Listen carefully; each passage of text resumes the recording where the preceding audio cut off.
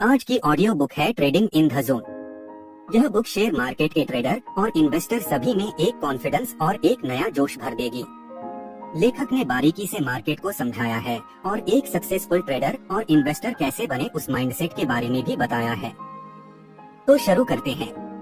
Trading या stock market का नाम सुनते ही आपके मन में ही व्यक्ति तुरंत पैसा कमा लेता होगा और कुछ समय में ही करोड़ों में खेलने लगता होगा। ये इमेजिनरी पिक्चर मन में आना एक नेचुरल बात है। आखिर हॉलीवुड और बॉलीवुड दोनों ही सिनेमाज ने ट्रेडर्स की छवि कुछ ऐसी ही शो की है, लेकिन फिक्शन और रियलिटी में जमीन आसमान का फर्क नजर आता है। लोग स्टॉक मार्केट में सुनहरे सपने लेकर चले तो जाते हैं, लेकिन उसमें से कुछ चंद लोग ही आगे बढ़ पाते हैं और उन चंद लोगों में बहुत कम होते हैं जो इस काम में लगातार सफल रह पाते हैं।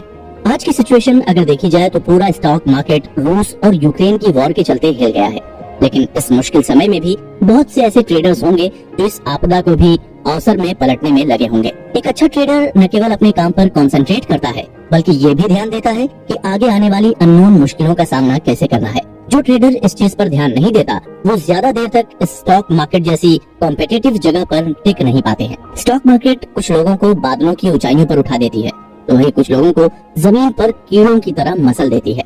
स्टॉक मार्केट में आपके नॉलेज से ज्यादा आपका दिमाग या साइकोलॉजी कितनी मजबूत है वो ज्यादा इम्पोर्टेंस रखती है। इस ऑडियो बुक में हम आपको यही सिखाएंगे कि कैसे आपको अपनी साइकोलॉजी और अपने दिमाग को मजबूत करना है, जिसकी मदद से आप एक अच्छे और कैपेबल ट्रेडर बन सकें। लेकिन ये बुक समरी केवल उनके लिए नहीं है जो एक बड़े ट्रेडर बनना चाहते हैं। ये बुक उनके लिए भी है जो जिंदगी में अपने बिजनेस और अपनी जॉब में एक मजबूत एटीट्यूड के साथ आगे बढ़ना चाहेंगे। ये आपके एटीट्यूड को इतना बदल देगी कि फिर आप एक ट्रेडर की तरह सोचने और समझने लगेंगे। इस समरी की बिगिनिंग और एंड दोनों में आपको हम लोग कुछ सवाल करेंगे, जिसका जवाब आपको हाँ या ना में देना होगा। ये दावे के साथ कहा जा सकता है कि इसके एंड तक आपके जवाब पूरी तरीके से पलट या बदल जाएंगे। तो बिना किसी देरी के पहले अध्याय के साथ साथ आप सबसे सवालों का सिलसिला भी शुरू करते हैं। तो चलिए सुनते हैं मार्क डगलस द्वारा लिखी ट्रेडिंग इन द जोन, जिसमें बताया गया है कि आप कैसे मार्केट को मास्टर कर सकते हैं कॉन्फिडेंस, डिसिप्लिन और एक विनिंग एटीट्यूड के साथ। फंडामेंटल या टेक्निकल एनालिसिस। हम बात कर रहे हैं मार्क डगलस की ट्रेडिंग इन द जोन पर। इस चर्चा के पहले अध्याय में हम आपसे 5 सवाल पूछेंगे, जिसका जवाब आपको अपने मन में हाँ या ना में देना होगा। आप चाहें तो इन सवालों का जवाब अपनी डायरी या कॉपी में भी लिख सकते हैं, जिसकी मदद से आप इस पूरे सारांश को सुनने के बाद जान सकेंगे कि इस पर आपका नजरिया कितना बदल गया है। तो बिना किसी देरी के सवालों का सिलसिला शुरू करते हैं। पहला सवाल आपसे ये है कि क्या आपको लगता है कि अगर आपको ट्रेडर की तरह पैसा कमाना है तो आपको पता होना चाहिए कि मार्केट किस तरफ जाएगी, हाँ या ना? बताएं। दूसरा, कि क्या आपको लगता है कि किसी ट्रेड को करने में फिक्स्ड रिस्क होता है, हाँ या ना? बताइए। तीसरा, क्या आपके मेथड से आपको पता रहता है कि कब आपको मार्केट में एंटर करना चाहिए और कब एग्जिट करना चाहिए, हाँ या ना? चौथा, क्या आपको लगता है कि जब जब आप ट्रेड करते हैं तब तब मार्केट आपके खिलाफ चली जाती है, हाँ या ना? बताएं। और पांचवा और सबसे इम्पोर्टेंट, क्या आप कई बार ट्रेड केवल इस डर से करते हैं क्योंकि आपको लगता है कि जहां सब पैसा डाल रहे हैं वहां आपको भी इन्वेस्ट कर देना चाहिए, हाँ या ना? बताएं। क्या आपने इन सारे सवालों के जवाब नोट कर लिए हैं? अगर हाँ तो आगे बढ़ते हैं। हम सबसे पहले आपको फंडामेंटल एनालिसिस, टेक्निकल और मेंटल एनालिसिस के बारे में बताएंगे और साथ ही ये भी कि इसको करने से एक ट्रेडर को कब और कैसे फायदा होता है। फंडामेंटल एनालिसिस ट्रेडिंग की दुनिया में कोई नई चीज नहीं है, लेकिन ट्रेडिंग की दुनिया की सबसे इम्पोर्टेंट चीज में से एक है। एक समय तो ऐसा भी था कि जब वॉल स्ट्रीट में फंडामेंटल एनालिसिस को एक जादुई चीज मानी जाती थी। तो आप लोग के मन में चल रहा होगा कि ये फंडामेंटल एनालिसिस क्या भला है जिसने ट्रेडिंग की दुनिया में इतना तहलका मचा दिया था। तो मैं आपको बताता हूँ कि ट्रेडर जब फंडामेंटल एनालिसिस का इस्तेमाल करता है तो उन सारे वेरिएबल्स पर नजर रखता है जो आगे चलकर स्टॉक का प्राइस और डिमांड बढ़ा या घटा सकती है। ये मॉडल पूरी तरीके से मैथमेटिकल प्रोजेक्शन के ऊपर डिपेंड था, जो इसकी ताकत और कमजोरी दोनों बनी। स्ट्रेंथ इसलिए कि मैथ्स पर डिपेंड होने के कारण हर प्रोजेक्शन सटीक होता था, लेकिन कमजोरी इसलिए क्योंकि ये मैथ्स पर इतना डिपेंडेंट था कि ये दूसरे ट्रेडर्स को कैलकुलेट नहीं करता था, जिस वजह से हर ट्रेडर अपना फंडामेंटल एनालिसिस लगाता था और हर कोई अपने अपने अनुमान लगा लेते थे, जिससे कंपनी के कई बार प्राइस बढ़ते थे वरना डूब जाते थे। तब इस मॉडल पर इतना डिपेंडेंट हो गए थे कि ट्रेडर्स चाहे तो किसी कंपनी का स्टॉक या प्राइस ऊंचे या नीचे कर सकते हैं, जिस वजह से फंडामेंटल एनालिसिस के कुछ अनुमान गलत होने लगे थे। जिससे इन्वेस्टर्स को भारी नुकसान का सामना भी करना पड़ता था। पर इसका ये मतलब नहीं है कि फंडामेंटल एनालिसिस खराब चीज है या इस्तेमाल के लायक नहीं है। ये आज भी लोग एक प्रोजेक्शन बनाने के लिए इस्तेमाल करते हैं। पूरे में कहने का तात्पर्य ये है कि मार्केट आपके हिसाब से हमेशा नहीं चलती है। कभी मार्केट ऊपर रहती है तो कभी नीचे, जिसको फंडामेंटल एनालिसिस उस हद तक पकड़ा नहीं जा सकता है। यही कारण है कि आज के समय में और एक्सपीरियंस्ड ट्रेडर्स टेक्निकल एनालिसिस का इस्तेमाल करते हैं।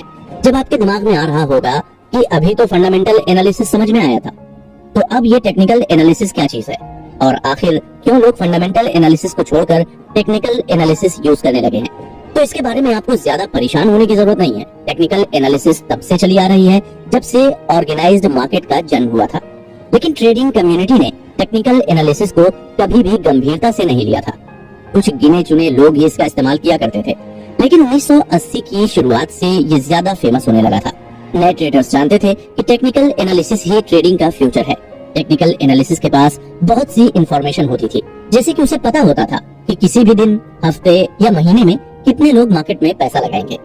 बातचीत की भाषा में कहा जाए तो टेक्निकल एनालिसिस लोगों की ट्रेडिंग हैबिट का अनुमान लगा लेते थे, क्योंकि ऐसे बहुत से ट्रेडर्स हैं जो हमेशा एक ही तरीके का ट्रेड किया करते थे, जिसे एक टेक्निकल एनालिस्ट पता लगा लेता था कि किस जगह या किस कंपनी में एक व्यक्ति कितना इन्वेस्ट करेगा, जिस कारण फ्यूचर प्राइस मूवमेंट का अनुमान लगाना ट्रेडर्स के लिए बहुत आसान हो गया था। फंडामेंटल एनालिसिस की तरह ट्रेडर को पहले की ट्रेडिंग के हिसाब से अनुमान नहीं लगाना होता था, बल्कि अब ट्रेडर टेक्निकल एनालिस्ट वर्तमान की स्थिति के हिसाब से अनुमान लगा सकता था, जिससे फंडामेंटल एनालिसिस के कारण जो एक रियलिटी गैप आ जाता था वो काफी हद तक टेक्निकल एनालिसिस की वजह से कम हो जाता था, जिसका सीधा मतलब ये है कि प्रोजेक्शन बहुत एक्यूरेट हो गए थे, जिससे सारे ट्रेडर्स धीरे धीरे फंडामेंटल एनालिसिस से टेक्निकल एनालिसिस की तरफ बढ़ने लगे थे। टेक्निकल एनालिसिस न केवल प्रेजेंट बताता था, वो कल परसों यहाँ तक कि आने वाले पूरे साल का इन्वेस्टिंग बिहेवियर पैटर्न निकालने की कैपेसिटी रखता था। ये सब सुनकर आपको लग रहा होगा कि टेक्निकल एनालिसिस जब इतना अच्छा है तो ट्रेडर्स ने फंडामेंटल एनालिसिस छोड़ ही दी होगी और साथ ही कोई नई एनालिसिस भी नहीं इन्वेंट हुई होगी। अगर आपको ऐसा लगता है तो आप गलत और सही दोनों हैं। सही इसलिए क्योंकि बहुत से ट्रेडर्स अब फंडामेंटल एनालिसिस का बिल्कुल इस्तेमाल नहीं करते हैं, परंतु गलत इसलिए होंगे क्योंकि टेक्निकल एनालिसिस के अलावा एक और एनालिसिस भी तेजी से रफ्तार पकड़ रही थी। इस नई और सबसे ज्यादा इस्तेमाल करी जाने वाली एनालिसिस का नाम मेंटल एनालिसिस था। Mental analysis. स्वागत है आप सबका इस सारांश के दूसरे अध्याय में। पहले अध्याय में जैसा कि हमने जाना कि लोग टेक्निकल एनालिसिस पर कैसे पूरी तरह डिपेंडेंट हो गए थे, लेकिन दोनों फंडामेंटल और टेक्निकल एनालिसिस से ज्यादा मजबूत एनालिसिस मेंटल एनालिसिस है। अब आप सबके दिमाग में आएगा कि ये कैसे? जब टेक्निकल एनालिसिस इतनी कैपेबल है तो कोई भला मेंटल एनालिसिस को आखिर क्यों यूज करेगा? इसका जवाब मैं आपको बहुत आसान शब्दों में देना चाहूंगा।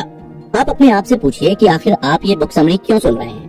अगर आप ट्रेडिंग करना चाहते हैं तो आप इस बुक की मदद के बिना भी कर सकते थे, और हो सकता है कि आपने करी भी हो या कर रहे हो, लेकिन क्या आपको वो रिजल्ट मिल रहा है जिसकी तलाश में आप ट्रेडिंग में आए थे? अगर इस सब का जवाब ना है तो आपको अपने सवाल का उत्तर मिल गया होगा कि टेक्नोलॉजी आपको स्टैटिस्टिक्स या डेटा दे सकती है, लेकिन ये आपकी अपनी सोच पर है कि आप किस जगह अपना पैसा लगाएंगे। मान लीजिए कि आपने अंधा विश्वास करके टेक्निकल एनालिसिस का इस्तेमाल करते हुए अपना पैसा लगा दिया, लेकिन आपको उस इन्वेस्टमेंट से ज्यादा प्रॉफिट नहीं हुआ, क्योंकि आपको तो प्राइस चार्ट देखकर ही लगा कि मार्केट ऊपर जा रही है, लेकिन असल में किसी वजह से मार्केट डूब गई। इसका सबसे बड़ा एग्जाम्पल वर्तमान में रूस और यूक्रेन का वॉर है, जिसकी वजह से शेयर मार्केट एकदम से बैठ गई। जितने अनुमान लगाए गए थे उसमें से ज्यादातर अनुमान आज की तारीख में गलत साबित हो रहे हैं। ऐसी ही स्थिति को ध्यान में रखते हुए मेंटल एनालिसिस डेवलप हुई थी। अब शेयर मार्केट की दुनिया में दो टाइप के ट्रेडर्स उतर गए हैं, एक जो लगातार जीत हासिल करते हैं और दूसरे वो जो कभी जीतते हैं तो कभी पूरी तरह से हार जाते हैं। तो अब आप सोच रहे होंगे कि ट्रेडिंग एनालिसिस पर महारत कैसे हासिल कर सकते हैं। ट्रेडिंग पर महारत हासिल करना आसान बिल्कुल नहीं है। टेक्निकल एनालिसिस आपको चार्ट दिखा सकता है, लेकिन ये नहीं बता सकता कि उस समय तक सर्कमस्टांसेस क्या होंगी। इसको ट्रेडिंग की भाषा में साइकोलॉजिकल गैप कहते हैं। बहुत से लोग और जो एक बड़ा ट्रेडिंग का ग्रुप है वो सिर्फ ग्राफ देखकर ट्रेडिंग करते हैं, वहीं जो बड़े और सफल ट्रेडर्स होते हैं वो ग्राफ के साथ साथ सर्कमस्टांसेस और रिस्क को देखते हुए अपना पैसा लगाते हैं। साथ ही ऐसा भी नहीं है कि ट्रेडिंग की दुनिया में सफल होने के लिए आपके पास कोई बड़ी डिग्री होनी चाहिए या इसे कोई बड़ा बिजनेसमैन ही कर सकता है।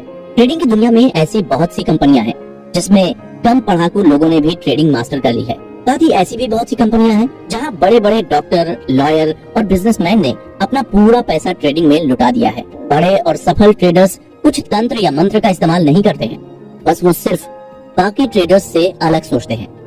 वो बहुत से लोगों की तरह भेड़ चाल में नहीं चलते हैं। भेड़ चाल का सबसे अच्छा उदाहरण डॉगी कॉइन है, जिसमें लोगों ने टेस्ला कंपनी के सीईओ एलन मस्क के एक ट्वीट को देखकर सबने अपना पैसा उस क्रिप्टो करेंसी पर लगा दिया था। अगर आप भी इस तरह के ट्रेडर्स में से हैं, तो आपको ये आदत छोड़नी होगी। विनर्स कभी भी भेड़ चाल में नहीं चलते, वो अपने रास्ते और मंजिल खुद बनाते हैं और चुनते हैं।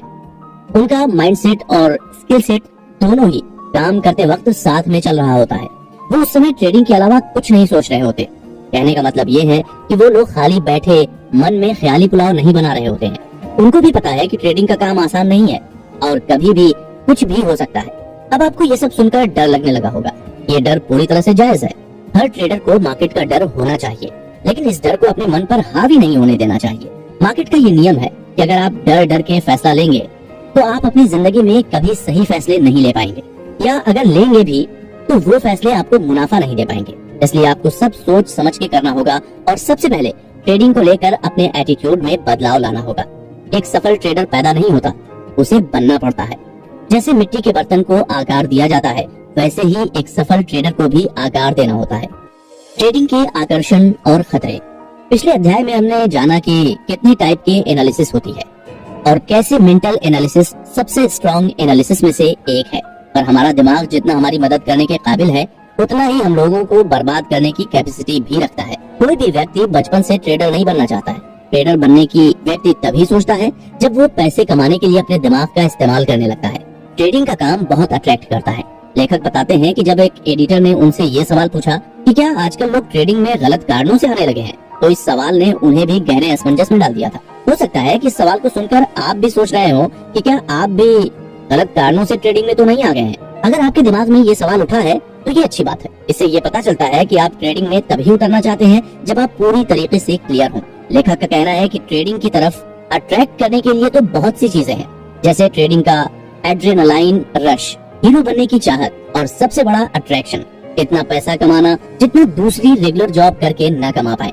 पर ट्रेडिंग में इन सबसे बड़ा अट्रैक्शन एक ही चीज है, और वो ये है कि ट्रेडिंग की दुनिया में इंसान अपने आप को सबसे ज्यादा क्रिएटिवली एक्सप्रेस कर पाता है। ट्रेडिंग की दुनिया ही अलग है। ये एक जादुई दुनिया है जहाँ एक ट्रेडर अपने रूल खुद बनाता है और तोड़ता है। यहाँ कोई रोक टोक नहीं है, कोई बाउंड्री या रिस्ट्रिक्शंस नहीं है। ये वही क्रिएटिव एक्सप्रेशंस है जो हम सबको बचपन से ही मना किया गया है। पर ट्रेडिंग की दुनिया में आते ही आप अपनी सारी क्रिएटिविटी दिखा सकते हैं। पर क्रिएटिव एक्सप्रेशन के कारण अगर आपको कभी हार या लॉस का सामना करना पड़े तो आपको उसका सामना हिम्मत से करना चाहिए, क्योंकि आजकल बहुत से लोग हार या लॉस का सामना नहीं कर पाते और सेल्फ डिस्ट्रैक्शन मोड में चले जाते हैं, जो कि गलत है और इससे ट्रेडर को और असफलता का सामना करना पड़ता है। अब आपको सुनकर लग रहा होगा कि ट्रेडिंग तो बहुत बढ़िया चीज है, यहाँ कोई फॉर्मेलिटी नहीं है, लेकिन यहाँ आप गलत होंगे। आपके पास क्रिएटिव आजादी है, लेकिन इसका मतलब ये नहीं है कि आपको कुछ फॉर्मेलिटी का सामना नहीं करना होगा। ट्रेडिंग में भी बाकी फील्ड्स की तरह कुछ छोटे रूल्स का ध्यान रखना पड़ता है। अगर आपको अपनी ब्रोकरेज फर्म खोलनी है तो आपको मिनिमम फाइनेंशियल रिक्वायरमेंट पूरी करनी होगी। अगर आपको फ्लोर ट्रेडर बनना है तो आपको स्टॉक एक्सचेंज का मेंबर बनना होगा। लेकिन अगर आप एक बार ट्रेडर बन गए तो आपको ज्यादा रूल फॉलो करने की जरूरत नहीं होती है। एक ट्रेडर जब कोई डील करता है तो उसके पास केवल एक पॉसिबिलिटी नहीं होती है, उसके पास कम से कम 8 से 10 बिलियन पॉसिबिलिटीज होती हैं। ये सारी पॉसिबिलिटीज मार्केट के बदलते कंडीशंस पर डिपेंड करती हैं। ट्रेडर को कई बार खुद अंदाजा नहीं होता कि मार्केट किस तरफ जाएगी। अब आपके मन में सवाल होगा कि जब इतनी ढेर सारी पॉसिबिलिटीज हैं, इतने ढेर सारे तरीके हैं, तो ट्रेडर पैसे हारता कैसे है? तो इसका जवाब भी बहुत आसान है। आपने वो कहावत तो सुनी होगी, with great power comes great responsibility. Trading की दुनिया में भी यही कहावत लागू होती है, क्योंकि यहाँ पर कोई रोक टोक नहीं है। कोई ट्रेडर को नहीं बताता कि उसको क्या करना है। अगर वो एक अच्छा ट्रेडर बनता है तो उसको अच्छी किस्मत वाला कहा जाएगा। अगर वो असफल होता है तो उसकी स्किल्स पर सवाल उठाए जाएंगे। हम सबको आजादी अच्छी लगती है, लेकिन बहुत कम ही होते हैं जो उसको ठीक से इस्तेमाल कर पाते हैं।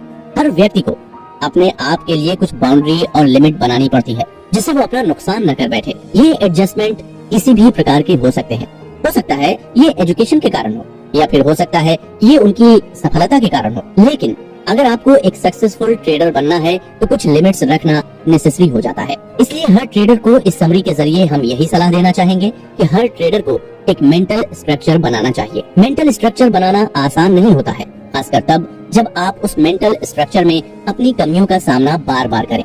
इससे आपके अंदर लगातार एक मेंटल कॉन्फ्लिक्ट चलती रहेगी। हम सब जितना भी कहें कि आज के समय में सब बराबर है, पर हम सब एक दूसरे से अलग सोशल बैकग्राउंड में बड़े हुए हैं। जरूरी नहीं है कि सबकी सोच एक जैसी हो, और ये भी जरूरी नहीं है कि सबकी अपब्रिंगिंग एक जैसी हुई हो। हो सकता है कोई दूसरे शहर, देश या अलग बिलीफ्स के साथ बड़ा हुआ हो, जिससे उसके सोशल स्ट्रक्चर के कारण उसका मेंटल स्ट्रक्चर भी वैसा ही ढला हो। लेकिन ट्रेडिंग एक ग्लोबल मार्केट है, जहाँ पर हर इंसान को अपना मेंटल स्ट्रक्चर बढ़ाना पड़ता है। चलिए आप सबके सामने एक सवाल रखते हैं।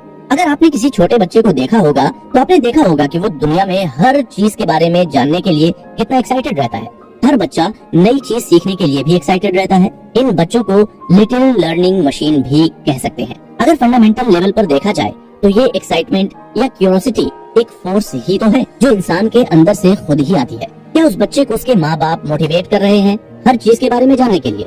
नहीं ना, वो बच्चा खुद ही हर चीज को जानने के लिए एक्साइटेड है। साथ ही हर बच्चा एक ही चीज को लेकर उत्सुक नहीं होता। क्यूरियोसिटी में भी वेरिएशंस होते हैं। कुछ बच्चे किसी एक चीज को लेकर क्यूरियस होते हैं तो कुछ दूसरी चीज के लिए होते हैं। हम सब के अंदर यही उत्सुकता होती है जो हमको अपने काम की तरफ अवेयर बनाती है। यहाँ तक कि छोटे बच्चों को भी पता होता है कि उनको क्या चाहिए और क्या नहीं चाहिए। इतनी छोटी उम्र से ही हम सब के अंदर इंडिविजुअलिटी पैदा हो जाती है। इस पसंद और नापसंद को नेचुरल अट्रैक्शन कहा जाता है।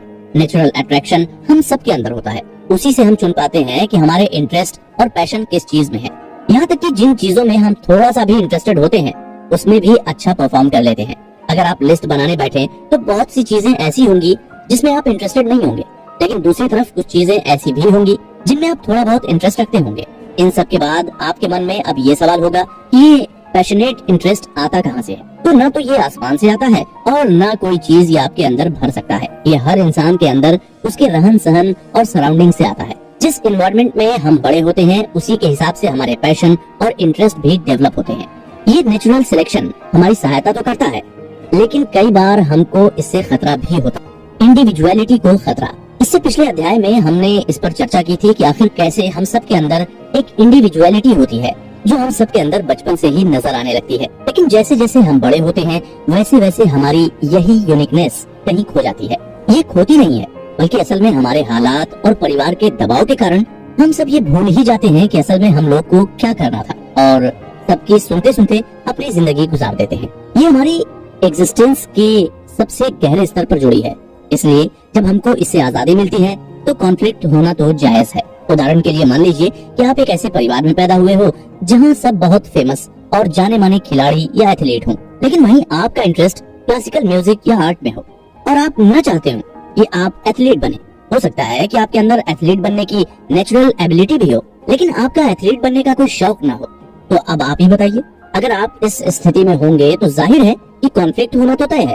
इसका कारण है कि कोई भी टिपिकल परिवार ये नहीं चाहता कि उनका बच्चा किसी दूसरी फील्ड में जाए। ऐसे बच्चों को इनकरेजमेंट की तो छोड़िए, कई बार तो उन्हें सीधा सीधा मना कर दिया जाता है, जिससे उनका नेचुरल इंटरेस्ट उसी समय खत्म हो जाता है।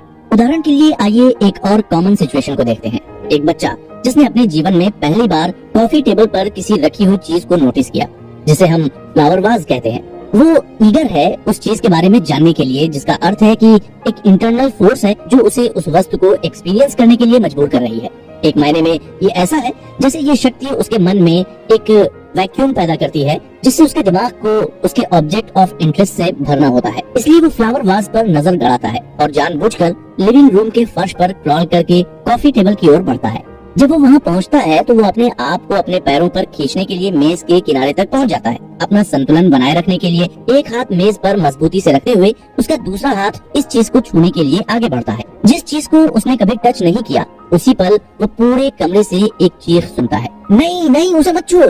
बच्चा इस आवाज को सुनकर चौंक जाता है और अपने बट पर वापस गिर जाता है और रोने लगता है। जाहिर है ये आप सबको बहुत आम सी घटना लग रही होगी और एक जो पूरी तरह से अनअवॉइडेबल है। बच्चों को बिल्कुल नहीं पता कि वे कैसे खुद को चोट पहुंचा सकता है या फ्लावर वाज जैसी चीज कितनी मूल्यवान हो सकती है। उसको तो ये भी नहीं पता है कि कोई चीज वैल्यूएबल भी होती है।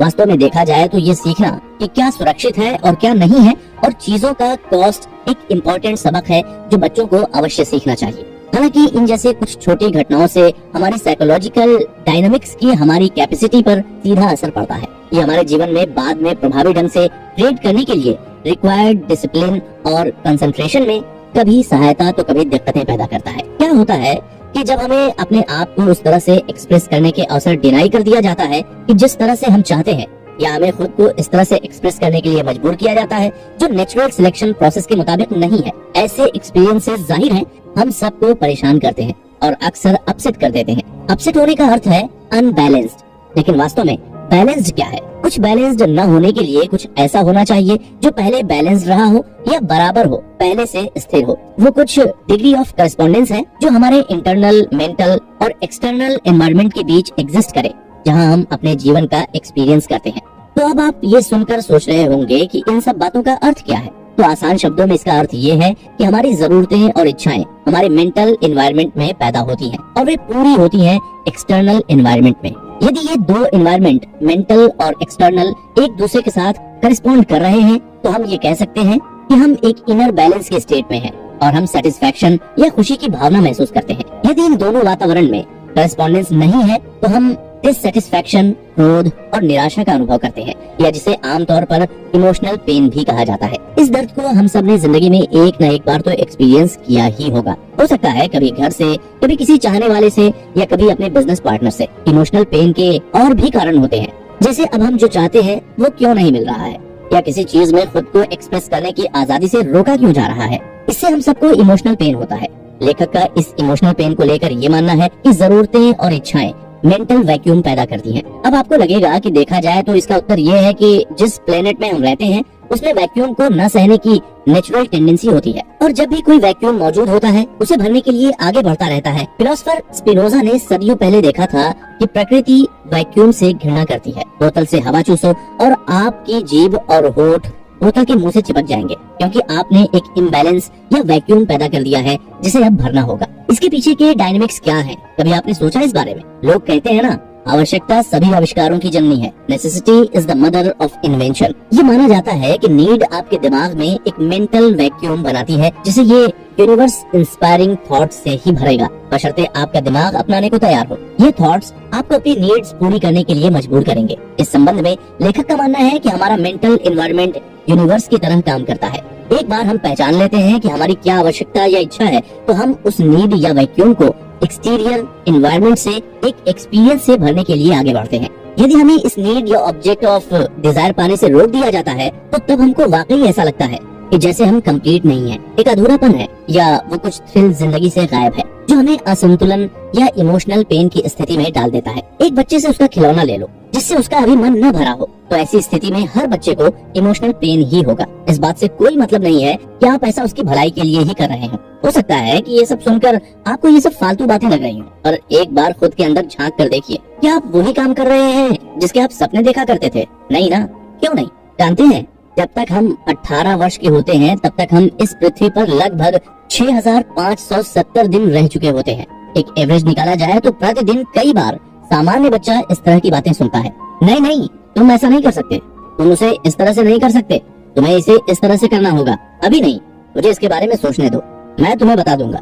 ये नहीं किया जा सकता। तुम्हें क्या लगता है कि तुम ये कर सकते हो? तुम्हें ये करना होगा, तुम्हारे पास कोई ऑप्शन नहीं है। देखा जाए तो ये तो बस कुछ अच्छे तरीकों के एग्जाम्पल हैं, जिससे हम सबको कभी न कभी बड़े होते वक्त अपनी इंडिविजुअल एक्सपीरियंस से रोका गया होगा। भले ही हमने दिन में केवल 1 या 2 बार ऐसी बातें सुनी हो, तो तब भी कई गुना बढ़ जाते हैं। जब तक हम एडल्टहुड तक पहुंचते हैं तब तक 1000 इनकार का सामना कर चुके होते हैं। ऐसे इनकार को हम लोग डिनाइड इम्पल्सेस भी कह सकते हैं। इन सभी इम्पल्सेस का क्या होता है जिन्हें डिनाई कर दिया जाता है और अधूरा छोड़ दिया गया है?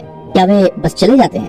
वो जा सकती हैं अगर वे किसी तरह से रिकॉन्साइल करती हैं, या हम एक्सेप्ट कर लेते हैं, वो भी तब अगर हम कुछ करते हैं या कोई और कुछ करता है हमारे मेंटल एनवायरनमेंट को वापस बैलेंस में लाने के लिए। ऐसी कई तकनीक हैं जिससे हम अपने मेंटल बैलेंस पर काबू पा सकते हैं। सबसे नेचुरल और खास कर एक बच्चे के लिए रोना है। रोना एक नेचुरल मैकेनिज्म है इन डिनाइड अधूरे इम्पल्सेस को रिकंसाइल करने के लिए।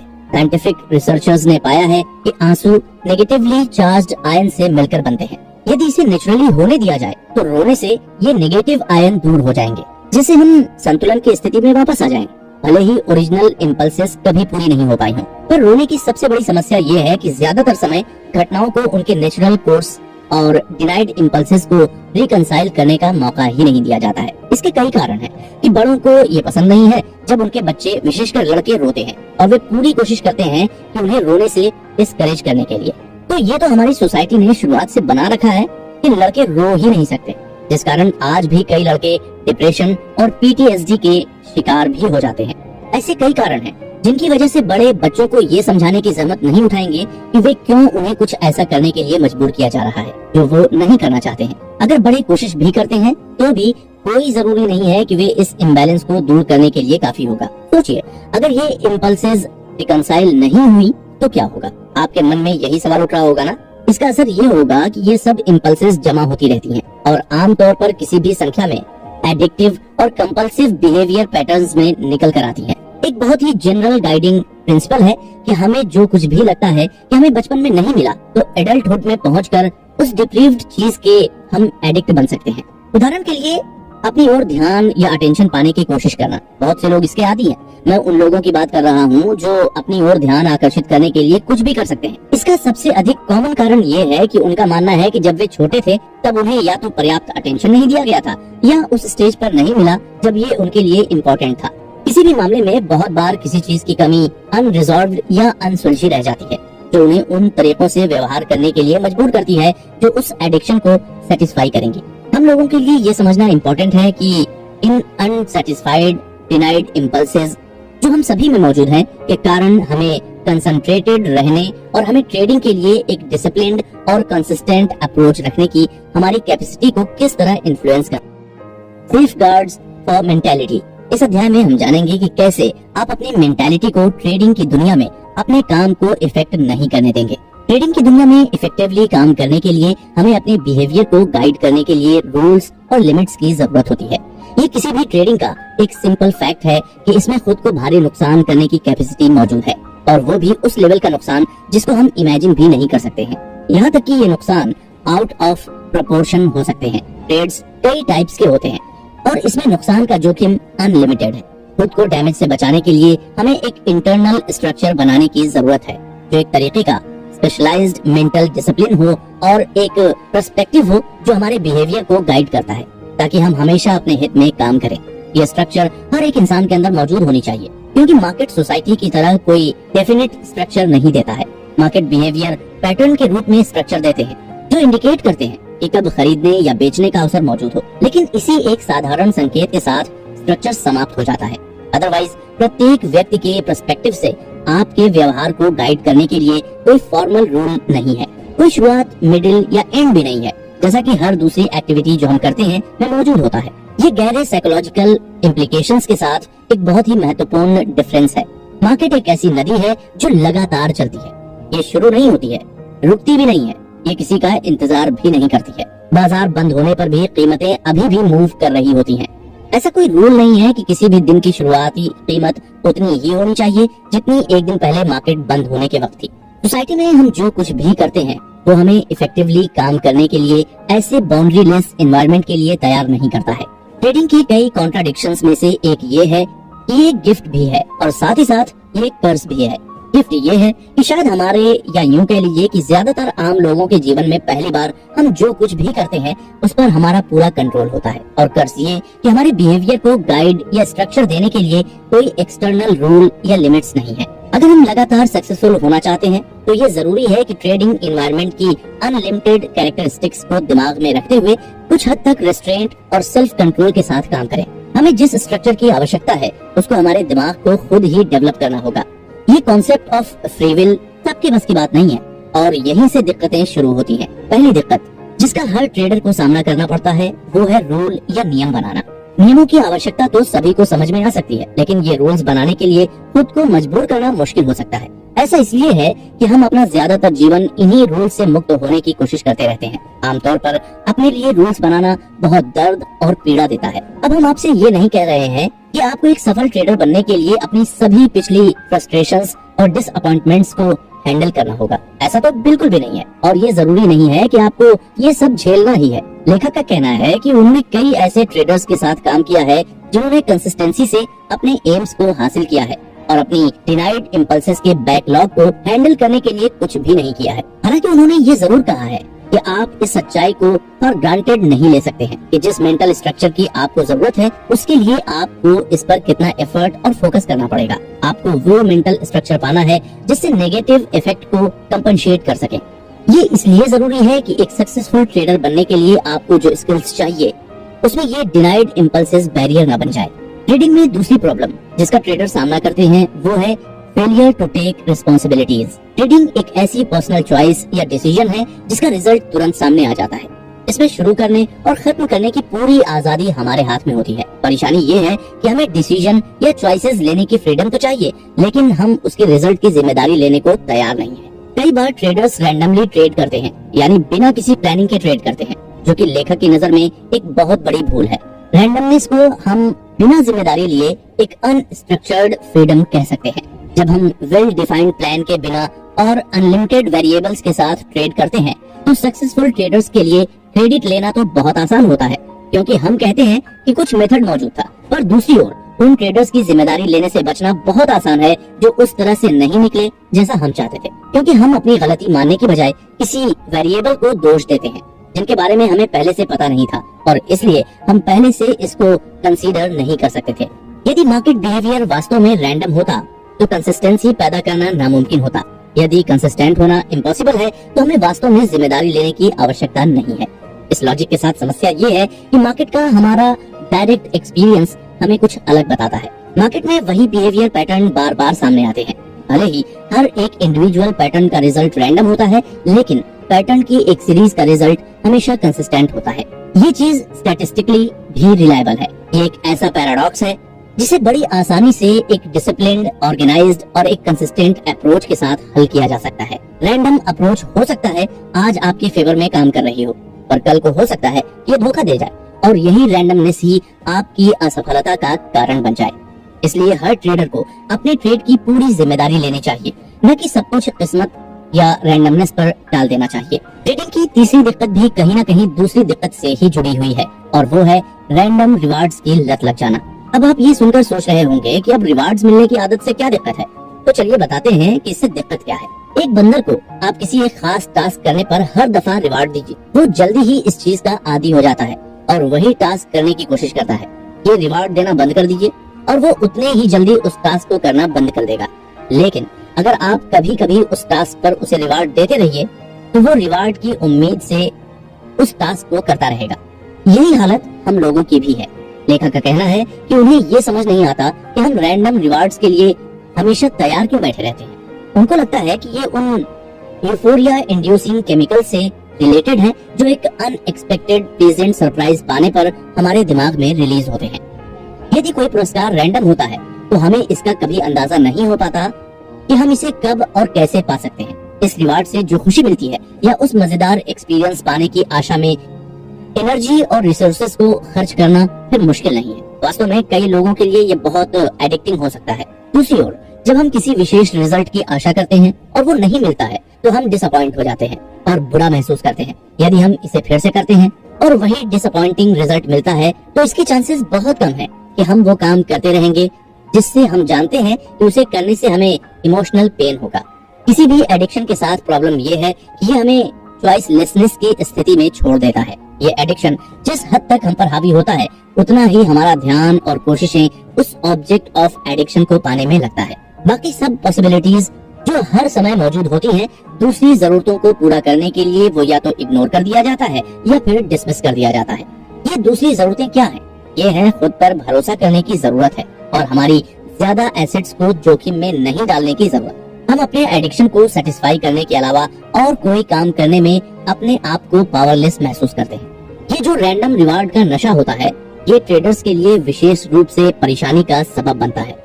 ये उस मेंटल स्ट्रक्चर को बनाने में एक और रुकावट पैदा करती है जिससे उसके काम में कंसिस्टेंसी आ सके। इसलिए अगर आप ट्रेडिंग की दुनिया में उतरने वाले हैं या अभी ट्रेड कर रहे हैं तो ध्यान रखें कि रैंडम ट्रेड और गिफ्ट्स की आदत बिल्कुल न डालें। चौथी और सबसे बड़ी गलती जो हर ट्रेडर कभी न कभी करता है वो ये है कि ये सोचना कि वो मार्केट को कंट्रोल कर सकता है।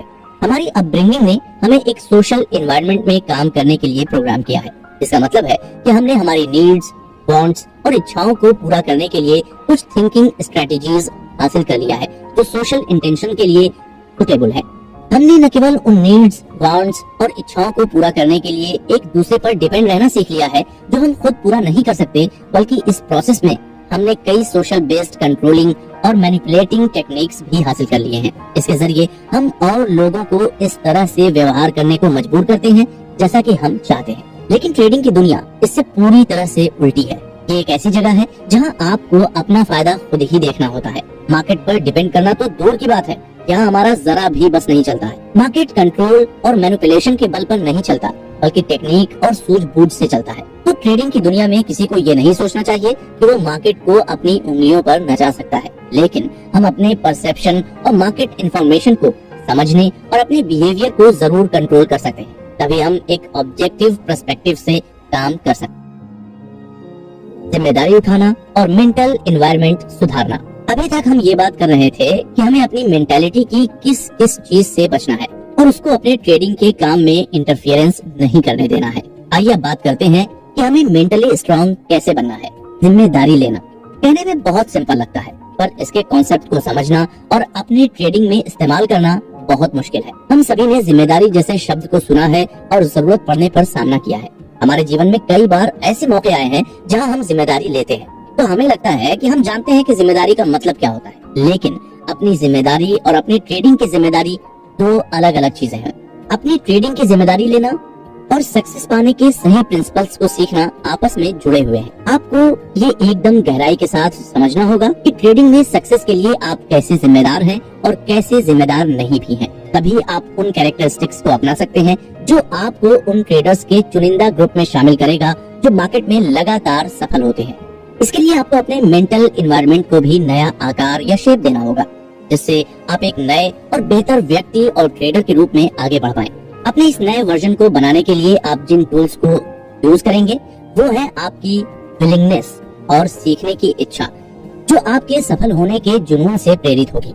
यदि सीखने की इच्छा और विलिंगनेस आपके प्राइमरी टूल्स हैं, तो आपका माध्यम क्या है? एक मूर्ति बनाने वाला कलाकार कई माध्यम से काम करना चुन सकता है, मिट्टी, संगमरमर या धातु। लेकिन यदि आप अपना नया वर्जन बनाना चाहते हैं या ऐसी पर्सनालिटी बनना चाहते हैं जो लगातार आपको एक सफल ट्रेडर बनाए, तो आपके पास केवल आपकी बिलीफ्स और एटीट्यूड है। आपके आर्टिस्टिक कोशिश का माध्यम आपका मेंटल एनवायरनमेंट होगा, जहां आप अपने सीखने की इच्छा से आप अपने बिलीफ्स और एटीट्यूड को रिस्ट्रक्चर और इंस्टॉल कर सकते हैं, जो आपके अल्टीमेट गोल को पाने के लिए आवश्यक है। अगर आप इस समरी को यहाँ तक सुन चुके हैं तो यही कहा जा सकता है कि आपका अल्टीमेट गोल कंसिस्टेंसी है। यदि आप ज्यादातर ट्रेडर्स की तरह हैं, तो आपको आपके लिए उपलब्ध अवसरों की पूरी इंफॉर्मेशन नहीं है। अपने पोटेंशियल को अधिक से अधिक यूज करने के लिए, उसे अपने जीवन में अधिक से अधिक रियलिटी बनाने के लिए आपका प्राइमरी गोल ये होना चाहिए कि आपको ये सीखना है कि कैसे कंसिस्टेंटली सक्सेसफुल ट्रेडर की तरह सोचना है। याद रखें, सक्सेसफुल ट्रेडर कई तरह के यूनिक तरीके से सोचते हैं।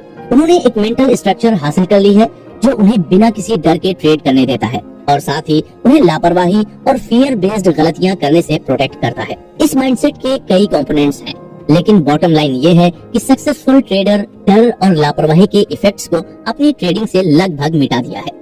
ये दो फंडामेंटल कैरेक्टरिस्टिक्स उन्हें कंसिस्टेंट रिजल्ट देते हैं। जब आप इस माइंडसेट को हासिल कर लेंगे तो आप भी बिना किसी डर के ट्रेडिंग कर सकेंगे। आप फियर बेस्ड एरर्स को अवॉइड कर सकेंगे, जो रैशनलाइजिंग, अनजाने में इंफॉर्मेशन को डिस्टॉर्ट करने, हिचकने, समय से पहले फैसले लेने या फिर ज्यादा उम्मीद रखने से होती है। एक बार जब डर चला गया तो कोई कारण नहीं होगा इन एरर्स या गलतियों को करने का, और ये गलतियां आपके ट्रेडिंग से लगभग गायब हो जाएंगी।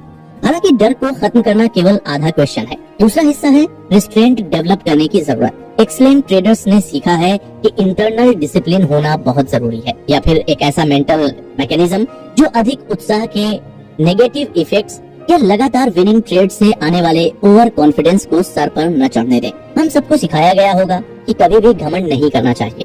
ट्रेडिंग की दुनिया में भी ये रूल लागू होता है। एक ट्रेडर के लिए जीतना बेहद खतरनाक है। यदि उस ट्रेडर ने अपने आप को मॉनिटर और कंट्रोल करना नहीं सीखा है तो अब मान लीजिए कि आप कुछ ट्रेड लगातार जीत गए, यदि कुछ विनिंग ट्रेड्स आपको ऐसे केयरलेस स्टेट में पहुंचा देते हैं जो आपकी सफलता के लिए एक आवश्यक कंपोनेंट है, लेकिन सही एटीट्यूड पर बेस्ड नहीं है, तो आपके पास नेचर ऑफ ट्रेडिंग की एक बहुत ही गलत समझ है जो डेफिनेटली इमोशनल और फाइनेंशियल डिजास्टर ही देगी। कुछ विनिंग ट्रेड्स पाने का मतलब ये नहीं है कि आप एक अच्छे ट्रेडर बन गए हैं, लेकिन आपको ऐसा लगेगा क्योंकि ये हमें ऐसे स्टेट ऑफ माइंड में ले जाता है जो केवल सबसे अधिक अकम्प्लिश्ड और कंसिस्टेंट बेसिस पर एक्सपीरियंस करते हैं। सच्चाई ये है कि एक विनिंग ट्रेड पाने के लिए आपको थोड़ी सी भी स्किल की जरूरत नहीं है। लेखक का कहना है कि वो ऐसे कई लोगों के बारे में जानते हैं जिन्होंने अपनी शुरुआत की trading career string of winning trades के साथ किया था।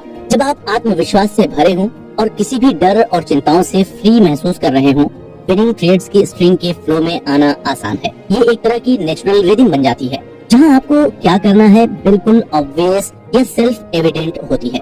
ये लगभग वैसा ही है जैसे मार्केट खुद आपको चीख चीख कर बता रहा हो कि कब खरीदना है और कब बेचना है, और आपको एनालिटिकल सोफिस्टिकेशन की कोई खास जरूरत नहीं रह जाती है। और जाहिर है क्योंकि आपको कोई डर नहीं रह गया है, आप अपने टारगेट को बिना किसी इंटरनल आर्गुमेंट या कॉन्फ्लिक्ट के कर सकते हैं। लेखक यहाँ पर जो बात कह रहे हैं वो ये है कि किसी भी कोशिश में जीतना ज्यादातर एटीट्यूड का काम होता है। बहुत सारे लोग इसके बारे में जानते हैं, लेकिन साथ ही ज्यादातर लोग ये नहीं समझ पाते हैं कि एटीट्यूड उनके रिजल्ट्स में कितना बड़ा रोल प्ले करता है।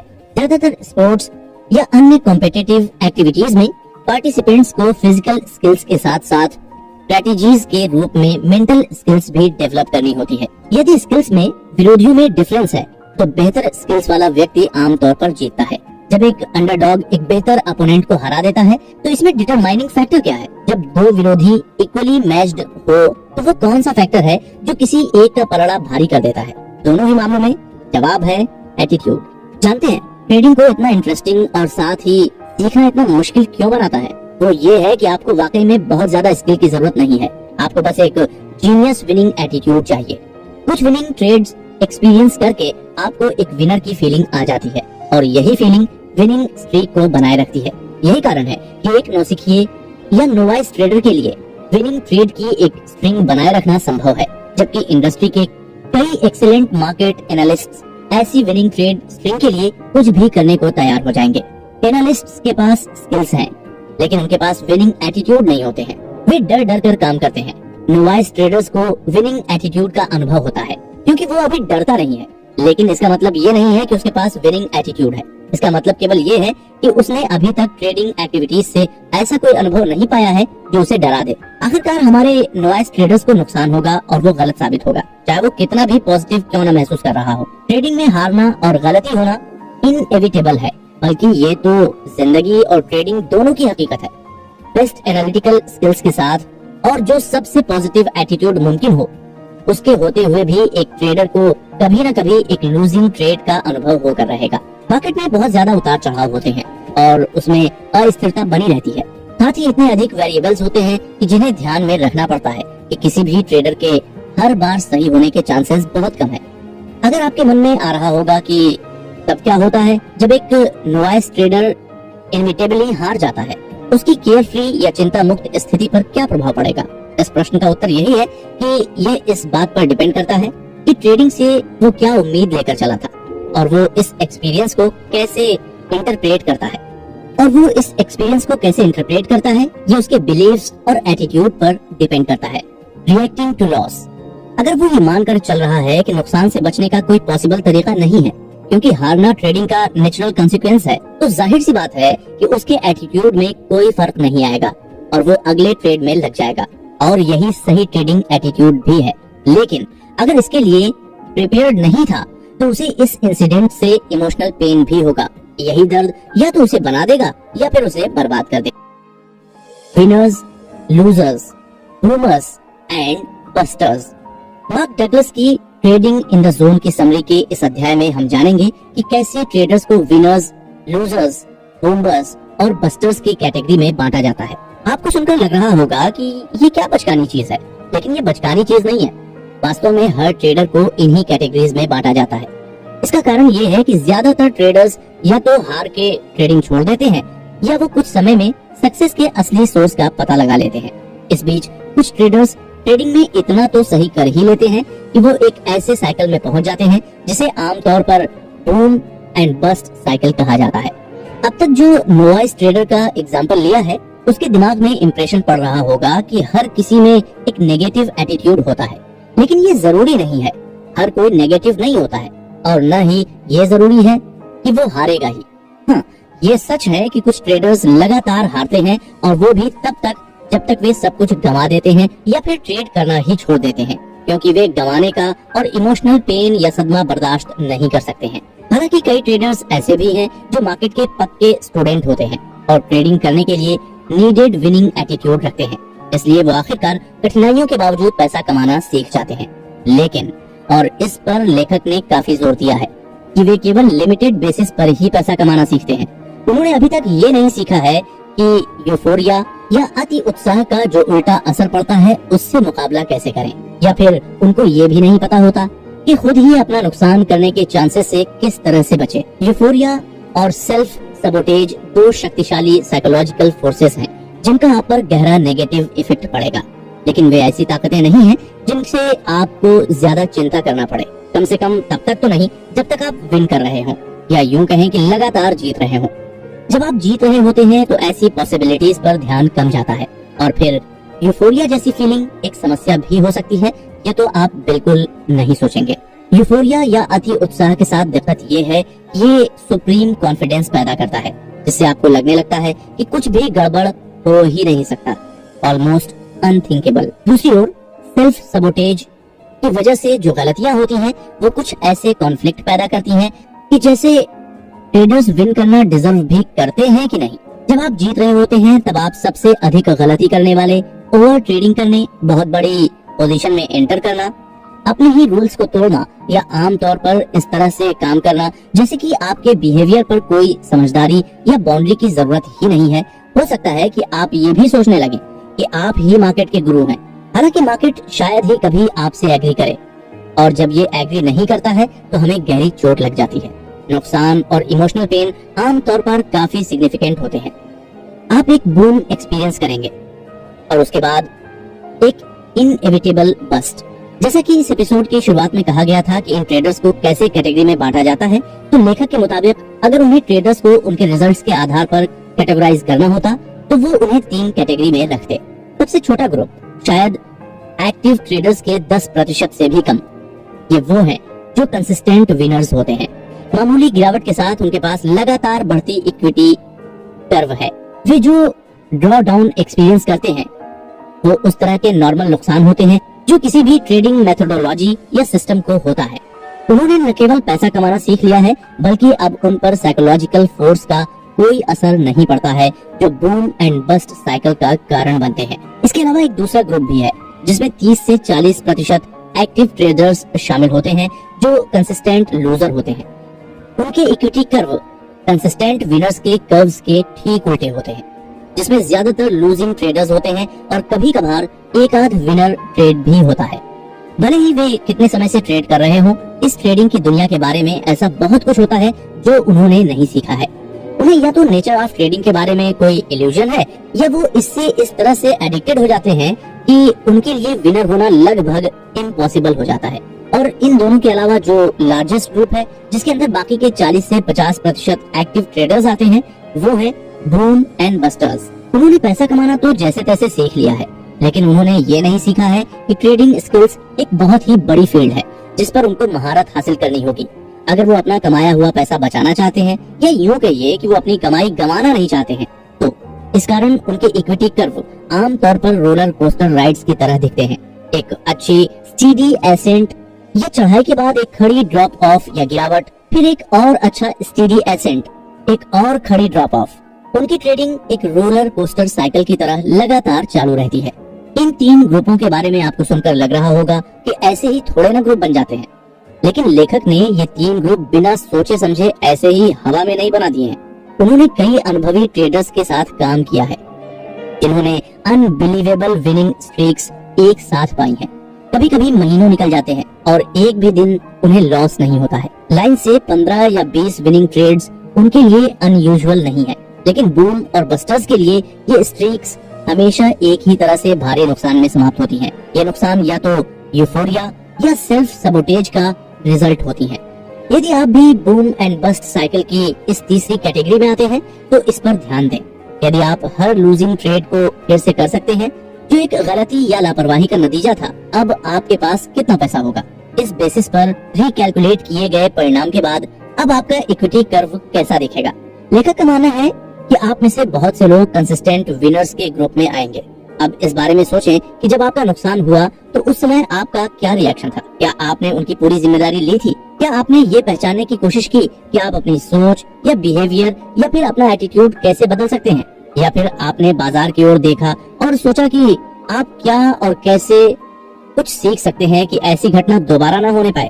जाहिर सी बात है, मार्केट का आपकी लापरवाही और न ही आपके द्वारा की गई गलतियों से कोई लेना देना है और न ही मार्केट को इस बात से कोई लेना देना है कि आप ये पैसा डिजर्व करते हैं कि नहीं। ट्रेडर्स के लिए ये कॉन्सेप्ट मानना शायद सबसे कठिन में से एक है कि बाजार आपका एटीट्यूड या स्टेट ऑफ माइंड नहीं क्रिएट करता है। ये केवल एक मिरर की तरह काम करता है और वही दिखाता है जो आपके खुद के अंदर है। अगर आप कॉन्फिडेंट हैं, ऐसा इसलिए नहीं है कि मार्केट आपको ऐसा महसूस करा रहा है, ऐसा इसलिए है क्योंकि आपके विश्वास और एटीट्यूड इस तरह से जुड़े होते हैं जो आपको आगे बढ़ने देता है और जो भी रिजल्ट हो उसकी जिम्मेदारी लेता है। साथ ही इनसाइट डेवलप करने में भी सहायता करता है। आप अपनी आत्मविश्वास की स्थिति बनाए रखते हैं सिर्फ इसलिए क्योंकि आप लगातार सीख रहे हैं।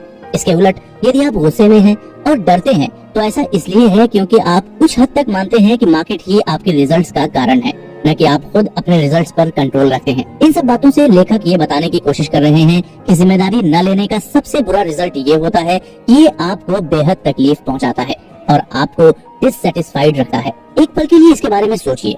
यदि आप अपने परिणामों के लिए जिम्मेदार नहीं हैं, तो आप मान लेंगे कि आपके पास सीखने के लिए कुछ नहीं है और आप जैसे हैं वैसे ही रह सकते हैं। ऐसी सोच के साथ आप आगे नहीं बढ़ेंगे और आप नहीं बदलेंगे, जिसके कारण आप घटनाओं को पहले की तरह समझेंगे और इसलिए उन्हें उसी तरह से जवाब देंगे और फिर वही खराब रिजल्ट प्राप्त करेंगे। या आप शायद ये भी मान लें कि आपकी समस्याओं का सॉल्यूशन और मार्केट नॉलेज प्राप्त करना है। सीखना हमेशा वर्चुअस होता है, लेकिन इस मामले में यदि आप अपने एटीट्यूड और पर्सपेक्टिव की जिम्मेदारी नहीं लेते हैं तो आप अपनी नॉलेज का गलत ढंग से इस्तेमाल कर रहे होंगे। इसे महसूस किए बिना आप अपनी नॉलेज का उपयोग जोखिम उठाने की जिम्मेदारी से बचने के लिए करेंगे। इस प्रोसेस में आप अंत में उन चीजों को क्रिएट करते हैं जिनसे आप बचने की कोशिश कर रहे हैं। ये आपको उसी दर्द और डिससैटिस्फैक्शन के एक साइकिल में घेरे रखेगा। हालांकि ब्लेम करने से एक ठोस लाभ मिलता है और वो ये कि आप जो चाहते थे और जो नहीं मिला उसके लिए आप मार्केट को जिम्मेदार ठहराते हैं। आप अपने खुद की हार्श सेल्फ क्रिटिसिज्म से टेम्पररी रूप से खुद को बचा सकते हैं। आप सोच रहे होंगे टेम्पररीली ही क्यों? लेखक ने टेम्पररीली इसलिए कहा है क्योंकि आप जब जिम्मेदारी दूसरों पर डालते हैं तो आप उस एक्सपीरियंस से ही खुद को अलग कर लेते हैं जिससे आपको सीखने की जरूरत होती है। विनिंग एटीट्यूड की हमारी डेफिनेशन याद रखें। आपके एफर्ट्स की पॉजिटिव एक्सपेक्टेशन, इस एक्सेप्टेंस के साथ कि आपको जो भी रिजल्ट मिलते हैं वो आपके लेवल ऑफ डेवलपमेंट का सही रिफ्लेक्शन है और अपने आप को बेहतर करने के लिए आपको क्या सीखने की जरूरत है। यदि आप उस पेनफुल फीलिंग्स को ब्लॉक करने के लिए ब्लेम करते हैं तो ये अपने आप को कोसने की वजह से है। आपने जो कुछ किया है वो एक घाव पर एक इन्फेक्टेड बैंडेड लगा दिया है। आप चाहे तो ये कर सकते हैं जिससे आपको ये भी लगेगा कि आपने समस्या का सॉल्यूशन निकाल लिया है, लेकिन इतना समझ लीजिए कि वो समस्या केवल बाद में फिर से उभरने वाली है। जब वो समस्या दोबारा खड़ी होगी तब आप उसको बिल्कुल नहीं संभाल पाएंगे। ये सिर्फ इसलिए है क्योंकि आपने ऐसा कुछ भी नहीं सीखा है जिससे आप कुछ ऐसे इंटरप्रिटेशंस बना सकें जो आपको एक बेहतर और सेटिस्फाइंग एक्सपीरियंस देगा। इन्हीं सब कारण से अपने काम की रिस्पॉन्सिबिलिटी खुद लेना जरूरी है। साथ ही हमें मार्केट को कभी हल्के में नहीं आंकना चाहिए, बल्कि उसको लगातार पढ़ते रहना चाहिए जिससे हम उसका आकलन ठीक तौर पर कर पाएं। अगर आपने इन चीजों पर अमल कर लिया और साथ ही अपने अंदर विनिंग एटीट्यूड ले आए तो क्या पता आप भी उन 10% की कैटेगरी में आ जाएं जो कंसिस्टेंट विनर्स कहलाते। Dynamics of perception. पिछले अध्याय में आपने जाना कि कितने टाइप की कैटेगरी होती है और कैसे आप अपने अंदर विनिंग एटीट्यूड लाकर एक विनर बन सकते हैं। इस अध्याय में हम आपको बताएंगे कि कैसे ट्रेडिंग में परसेप्शन भी एक रोल प्ले करता है। इस बुक समरी का एक प्राइमरी पर्पस आपको ये सिखाना है कि मार्केट इंफॉर्मेशन से तकलीफ की थ्रेट को कैसे दूर किया जाए। बाजार से जो इंफॉर्मेशन मिलती है वो अपने आप में हैप्पी या पेनफुल नहीं होती है। बाजार के नजरिए से ये सब बस इंफॉर्मेशन है। ऐसा लग सकता है कि बाजार आपको वो फीलिंग महसूस करा रहा है जैसे आप किसी भी समय महसूस कर रहे हो, लेकिन ऐसा है नहीं। ये आपका अपना मानसिक स्ट्रक्चर है जो डिसाइड करता है कि आप कैसे उस इंफॉर्मेशन को परसीव करें, आप कैसा महसूस करें, और एज अ रिजल्ट आपका स्टेट ऑफ माइंड ऐसा है कि नहीं कि आप आराम से बाजार जो कुछ भी अपॉर्चुनिटी दे रहा है उसके फ्लो में बहते हुए उसका लाभ उठाएं। प्रोफेशनल्स मार्केट्स के बारे में कुछ भी पेनफुल नहीं समझते हैं, इसलिए उनको कोई थ्रेट महसूस नहीं होती। अगर कोई खतरा नहीं है तो बचाव की भी कोई जरूरत नहीं है, जिसके कारण उनके कॉन्शियस या सब कॉन्शियस डिफेंस मैकेनिज्म को अलर्ट रहने के लिए कोई कारण नहीं है। यही कारण है कि प्रोफेशनल वो सब चीजें देख सकते हैं और कर सकते हैं जो हर किसी को रहस्यमय लगती है। वे फ्लो में है क्योंकि वे एक अवसर के लिमिटलेस फ्लो को एक्सपीरियंस कर रहे हैं, और जब वे फ्लो में नहीं होते हैं तो सबसे बेहतरीन लोग उस फैक्ट को पहचान सकते हैं और फिर या तो वापस स्केलिंग करके या बिल्कुल भी ट्रेडिंग न करके उसको कंपनसेट करने की कोशिश करते हैं। यदि आपका एम प्रोफेशनल की तरह ट्रेडिंग करना है तो आपको बाजार को एक ऑब्जेक्टिव नजरिए से देखने की काबिलियत होनी चाहिए। आपको बिना किसी रेजिस्टेंस या हेजिटेशन के काम करने में सक्षम होना चाहिए, लेकिन ओवर कॉन्फिडेंस या यूफोरिया में डूबकर नहीं, बल्कि कुछ हद तक अपने ऊपर पॉजिटिव रेस्ट्रेन रखकर। इसे ब्रीफली कहें तो आपका ऑब्जेक्टिव है मन की एक ऐसी यूनिक स्थिति क्रिएट करना जिसे एक ट्रेडिंग मेंटालिटी कहा जा सकता है। जब आप इसे पूरा कर लेंगे तो एक ट्रेडर के सक्सेस के बारे में बाकी सब कुछ ठीक हो जाएगा।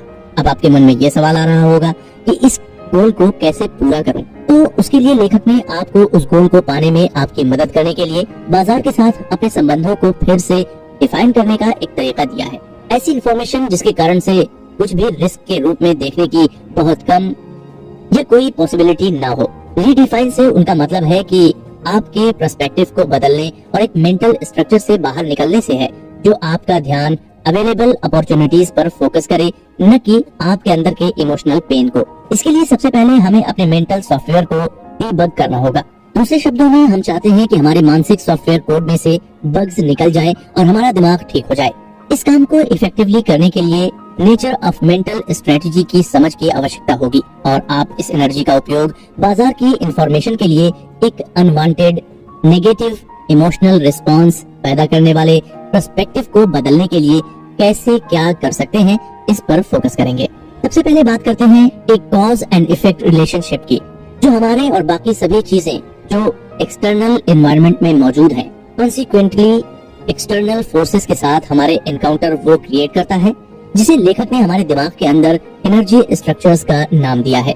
यादें, डिस्टिंक्शंस और अल्टीमेटली जीवन भर हम जिनसे बिलीफ्स एक्वायर करते हैं वे हमारे मानसिक वातावरण में स्ट्रक्चर्ड एनर्जी के रूप में मौजूद होते हैं। स्ट्रक्चर्ड एनर्जी एक एब्स्ट्रैक्ट कॉन्सेप्ट है। आप खुद से पूछ रहे होंगे ऊर्जा आकार या रूप कैसे लेती है? ह्यूमन कॉन्शियसनेस के विकास पर विचार करें और केवल 100 साल पहले की तुलना ढंग से कार्य करने के लिए क्या जानना जरूरी है ये सोचें। वहाँ ये इंडिकेट करने के लिए बिल्कुल कुछ भी नहीं है कि हमारे पास सीखने की अनलिमिटेड कैपेसिटी नहीं है।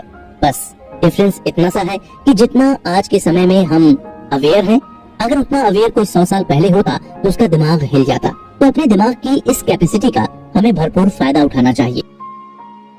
एसोसिएशन की ताकत। पिछले अध्याय में हमने आपको ये बताया कि ट्रेडिंग में सब कैसे परसेप्शन का खेल है। अब इस अध्याय में हम आपको बताएंगे कि कैसे एसोसिएशन की ताकत ट्रेडिंग में और आपकी पर्सनल जिंदगी में भी कैसे सहायता करती है। फॉर एग्जाम्पल, मान लीजिए कि एक बच्चा जो पहली बार किसी डॉगी के पास जाता है और यदि वो डॉगी उस बच्चे पर भौंक देता है तो जाहिर सी बात है कि उस बच्चे के मन में एक डर बैठ जाएगा और वो जिंदगी भर डॉगी से डरेगा क्योंकि उसका पहला एक्सपीरियंस खराब हुआ था। लेकिन क्या ये सही है कि किसी एक खराब एक्सपीरियंस से हम जिंदगी भर एक चीज से डरते रहें? इस एग्जाम्पल की तरह ट्रेड की दुनिया भी है, जहाँ कुछ ट्रेड हमें खराब एक्सपीरियंस देंगे, परंतु इसका ये मतलब नहीं है कि हम ट्रेड करना ही छोड़ दें। मार्केट केवल न्यूट्रल पर्सपेक्टिव से इंफॉर्मेशन क्रिएट करता है। साथ ही ये ऑब्जर्वर यानी आपको अपनी ओर से कुछ करने की एक नीडलेस अपॉर्चुनिटी देता है। यदि आप उस सेकंड में जो देख रहे हैं उसके कारण आपको डर लगता है तो अपने आप से ये प्रश्न पूछिए, क्या ये इंफॉर्मेशन वाकई खतरनाक है या आप बस पिछले एक्सपीरियंस के इन्फ्लुएंस की वजह से घबरा रहे हैं? इसे यूं भी कह सकते हैं कि आप वही देख रहे हैं जो आपका खुद का स्टेट ऑफ माइंड रिफ्लेक्ट कर रहा है।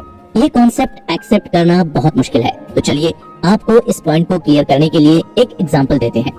एक सिनेरियो या सिचुएशन इमेजिन सेट करें जहां आपके अपने आखिर के 2 या 3 ट्रेड लॉस में थे।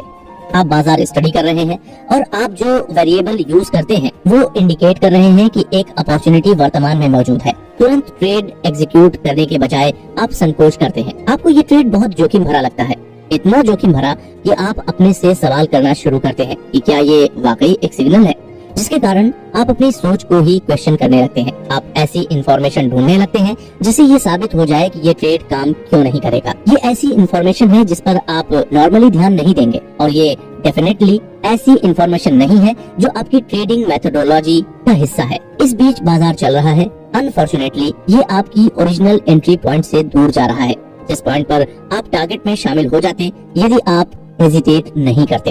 अब आप में कॉन्फ्लिक्ट पैदा हो गया है क्योंकि आप अभी भी ट्रेड करने जा रहे हैं और विनिंग ट्रेड को खो देने का ख्याल पेनफुल है। साथ ही बाजार आपके एंट्री पॉइंट से दूर होता जा रहा है, तो पार्टिसिपेट करने का जो जोखिम है उसका मनी वैल्यू बढ़ने लगता है। आपके मन के अंदर टग ऑफ वॉर तेज हो जाती है। आप चूकना भी नहीं चाहते हैं, लेकिन आप खुद को बर्बाद होते हुए भी नहीं देखना चाहते हैं। आखिर में आप कुछ नहीं करते हैं क्योंकि आप अपनी दुविधा या कॉन्फ्लिक्ट के कारण पैरालाइज्ड हैं। आप अपने आप को ये बताकर अपनी इमोबिलिटी या कुछ न करना जस्टिफाई कर लेते हैं कि बाजार का पीछा करना बहुत जोखिम भरा है, जबकि आप बाजार की हर चाल पर तड़पते हैं क्योंकि आपको दिख रहा है कि आपने एक अच्छे विनिंग ट्रेड को मिस कर दिया है। यदि इस सिनेरियो से आप रिलेट कर पा रहे हैं तो आप अपने आप से पूछें कि जिस समय आप हेजिटेट कर रहे थे, क्या आप ये समझ रहे थे कि मार्केट क्या अवेलेबल कर रहा है, या आपके दिमाग में जो डर था आपको वो उस हिसाब से दिख रहा था। मार्केट ने आपको सिग्नल दिया, लेकिन आपने उस सिग्नल को एक ऑब्जेक्टिव या पॉजिटिव पर्सपेक्टिव से नहीं देखा। आपने इसे एक अपॉर्चुनिटी की तरह नहीं देखा, एक ऐसी अपॉर्चुनिटी जिससे आप विनिंग या पैसा कमाने से मिलने वाली पॉजिटिव फीलिंग एक्सपीरियंस कर सकते थे। हालांकि ये ठीक वही चीज थी जो मार्केट आपको अवेलेबल कर रहा था। देखा जाए तो आपने खुद अपने पैर पर कुल्हाड़ी मार ली। जरा इसके बारे में एक पल के लिए सोचें। अगर ये सिनेरियो बदल दिया जाए कि आपके पिछले 2 या 3 ट्रेड लूजिंग होने के बजाय विनिंग होते, तो तब क्या आपने सिग्नल को अलग तरीके से देखा होता? क्या आप उस सिग्नल को पिछले सिनेरियो के कंपैरिजन में इसे एक बेटर विनिंग अपॉर्चुनिटी की तरह रिसीव करेंगे? अगर आपको लाइन से 3 विनर्स मिले होते तो तब क्या आप उस ट्रेड को करने में हेजिटेट करेंगे? बिल्कुल नहीं, है ना? हेजिटेट करना तो दूर की बात है। यदि आप ज्यादातर ट्रेडर्स की तरह हैं, तो आप शायद लोड बढ़ाने पर ध्यान दे रहे होंगे। हर एक स्थिति में मार्केट ने एक ही सिग्नल दिया, लेकिन पहले सिनेरियो में आपकी स्टेट ऑफ माइंड नेगेटिव और फियर बेस्ड थी और आपने फेलियर की चांस पर फोकस किया। यही कारण था कि जिससे आप हेजिटेट कर गए। दूसरी सिनेरियो में आपने शायद ही कोई जोखिम महसूस किया हो। आपने भी सोचा होगा कि बाजार एक सपने को साकार कर रहा था, जिस कारण इस सिनेरियो में ट्रेड करना आसान बन गया। बल्कि ऐसे में आप झट से जरूरत से ज्यादा पैसा लगाने को तैयार हो जाएंगे। यदि आप इस फैक्ट को एक्सेप्ट करें कि बाजार पॉजिटिव या नेगेटिव रूप से चार्ज की गई इंफॉर्मेशन नहीं देता है, ये पॉजिटिव या नेगेटिव चार्ज आपके अपने दिमाग में है और ये इस बात का असर है कि आप इस इंफॉर्मेशन को किस तरह से प्रोसेस करते हैं। दूसरे शब्दों में कहे तो मार्केट आपको फेलियर और पेन या विन और हैप्पीनेस पर फोकस नहीं करता है। इंफॉर्मेशन को पॉजिटिव या नेगेटिव क्वालिटी हमारे अनकॉन्शियस मेंटल प्रोसेस का प्रोडक्ट है। हमारा दिमाग लगातार जो हमारे बाहर है, यानी सूचना को किसी ऐसी चीज से जोड़कर देखता है जो पहले से ही हमारे मन में मौजूद है, यानी जो हम पहले से जानते हैं, जिससे ऐसा लगता है कि जैसे बाहरी सर्कमस्टांसेस और मनी डिस्टिंक्शंस या बिलीफ के साथ ये सर्कमस्टांसेस बिल्कुल वैसी ही जुड़ी हुई है। एज अ रिजल्ट, पहले सिनेरियो में यदि आप 2 या 3 लूजिंग ट्रेड से बाहर आ रहे हो, तो जो अगला सिग्नल मार्केट आपको देता है कि एक अपॉर्चुनिटी है, लेकिन आपको ये अपॉर्चुनिटी ज्यादा रिस्की लगेगी। आपका मन ऑटोमेटिकली और अनजाने में ही आपके सबसे रिसेंट ट्रेडिंग एक्सपीरियंस के साथ जुड़ रहा है, यानी नाउ मोमेंट के साथ। ये लिंक आपको लूज करने के पेन की याद दिला देता है और आपके मन में एक फियरफुल स्टेट पैदा कर देता है। इससे क्या होता है? आपको जो इन्फॉर्मेशन मिल रही है उसे आप एक नेगेटिव पर्सपेक्टिव से परसीव करते हैं। ऐसा लगता है जैसे मार्केट आपको रिटेनिंग इन्फॉर्मेशन दे रहा है, तो जाहिर है आपकी हिचकिचाहट जस्टिफाइड है। दूसरे सिनेरियो में वही प्रोसेस आपको उस स्थिति को कुछ ज्यादा ही पॉजिटिव पर्सपेक्टिव से देखने का कारण बनती है, क्योंकि आप 3 विनिंग स्ट्रीक से बाहर आ रहे हैं। नाउ मूवमेंट और पिछले 3 ट्रेडों के उत्साह के बीच संबंध एक यूफोरिक स्टेट ऑफ माइंड बनाता है।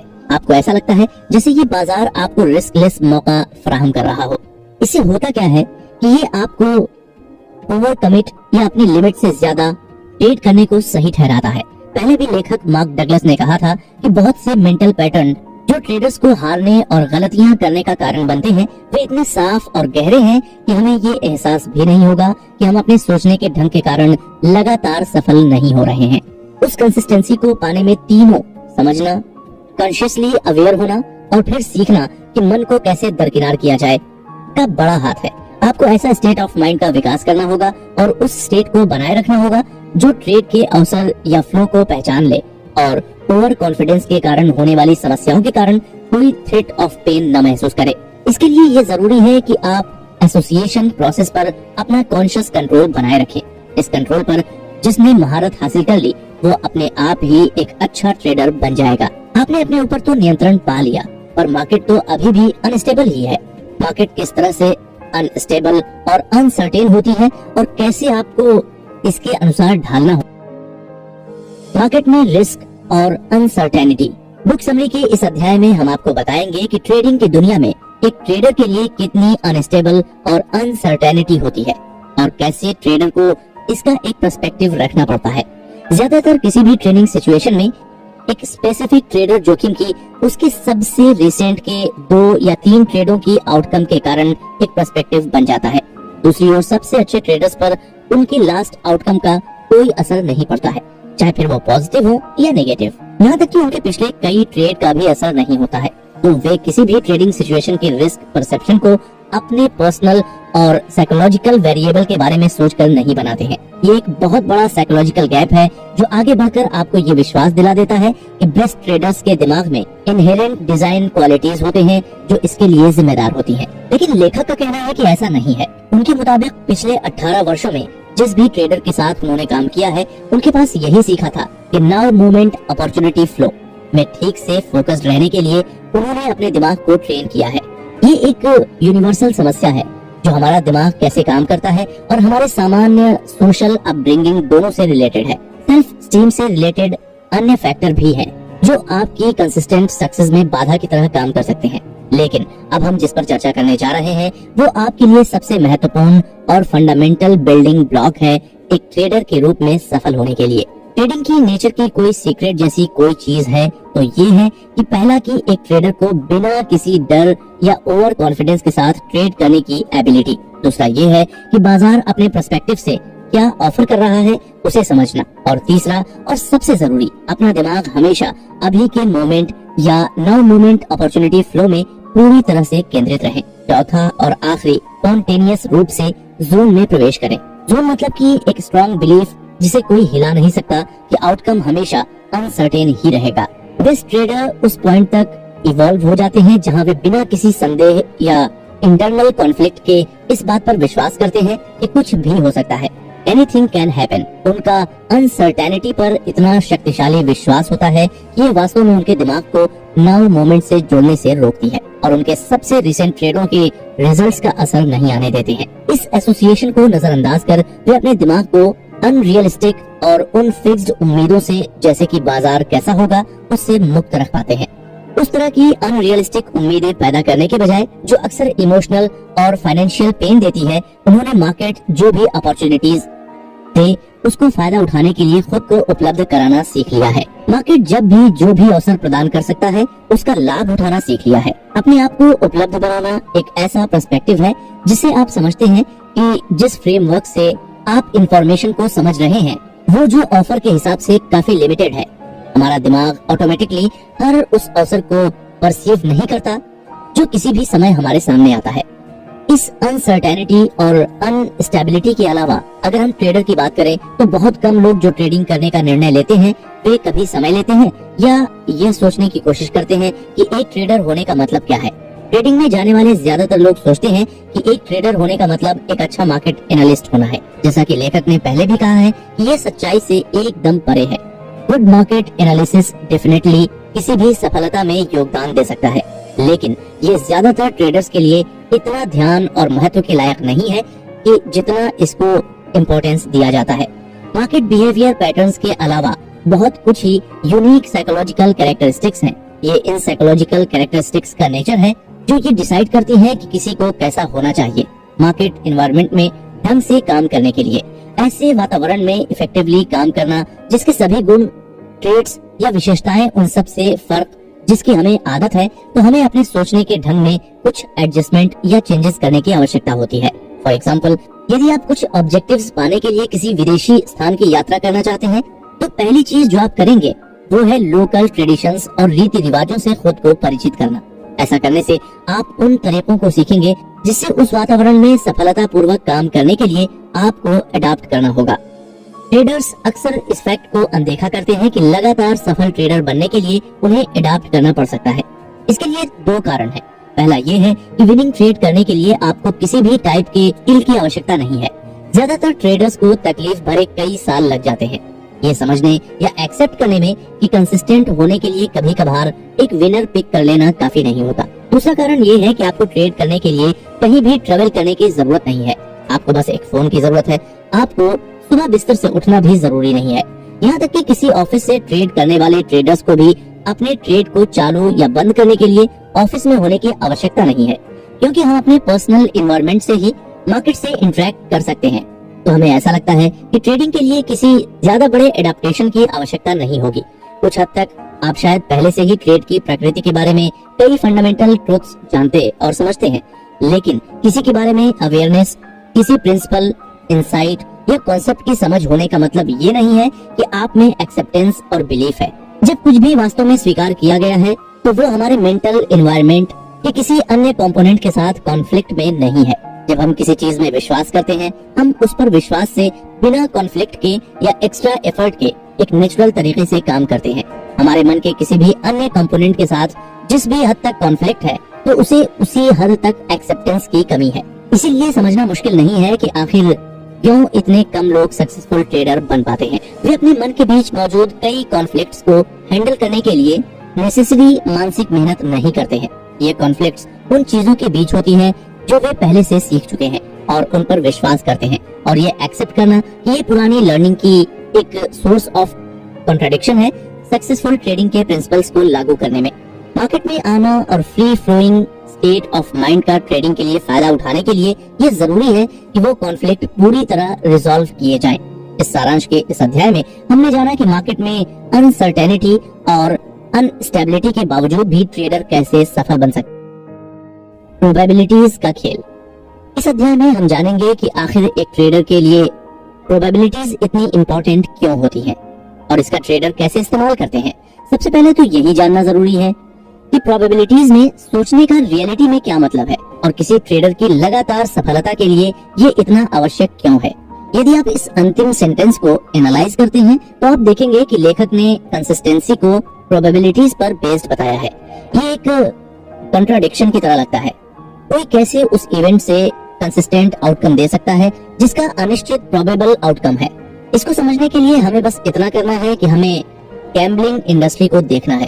कॉर्पोरेशंस बड़ी मात्रा में पैसा खर्च करते हैं, करोड़ों में या शायद अरबों में, आलीशान होटल बनाने में, ताकि लोगों को अपने कैसीनो की ओर अट्रैक्ट कर सकें।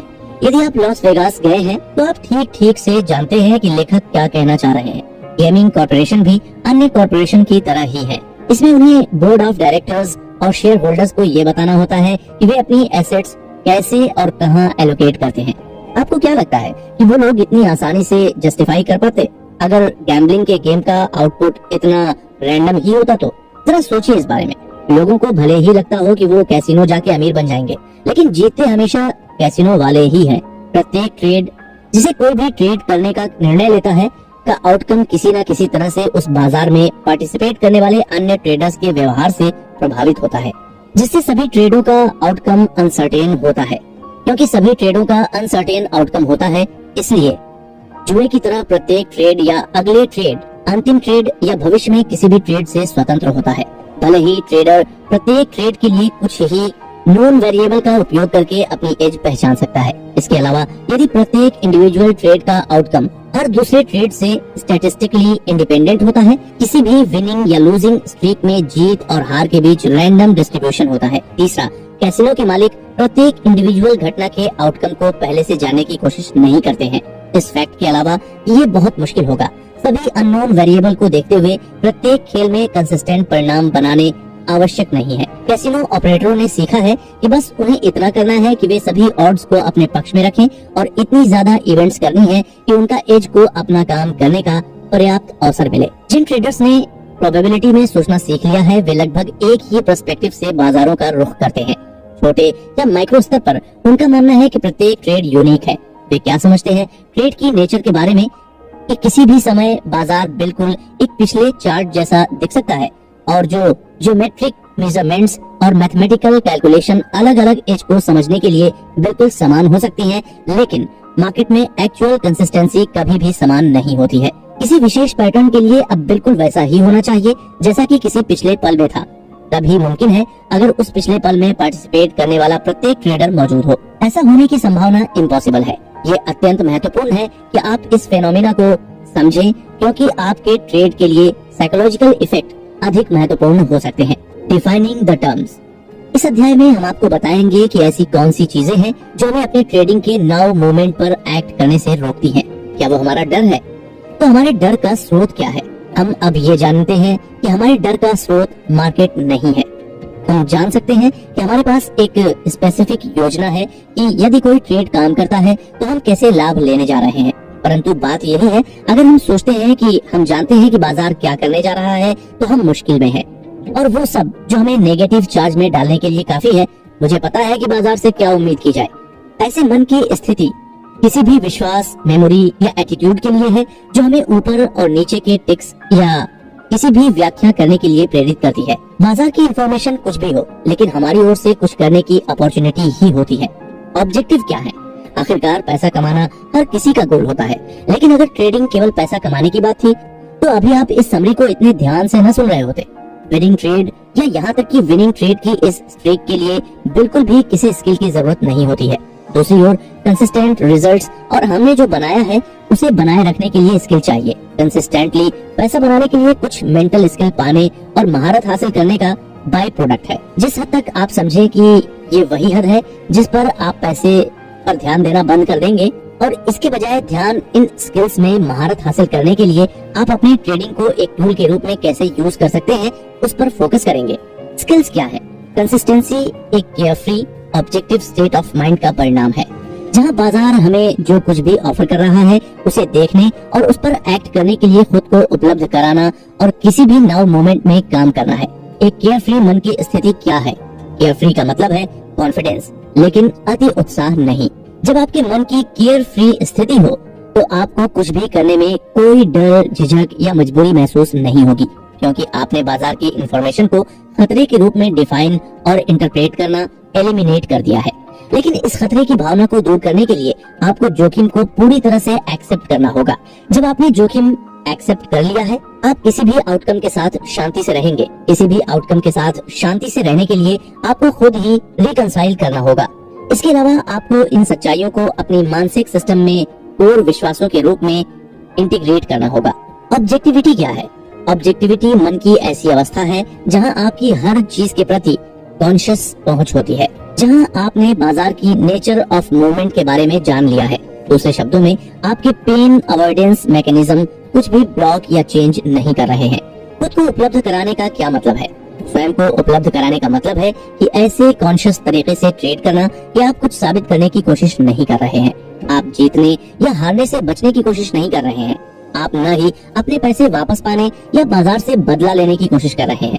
दूसरे शब्दों में आप बाजार में आते हैं, इसके अलावा कोई एजेंडा नहीं है कि इसे किसी भी तरह से अनफोल्ड होने दें और आपके लिए उपलब्ध अवसरों को पहचानने और उनका लाभ उठाने के लिए मन की सबसे अच्छी स्थिति में रहें।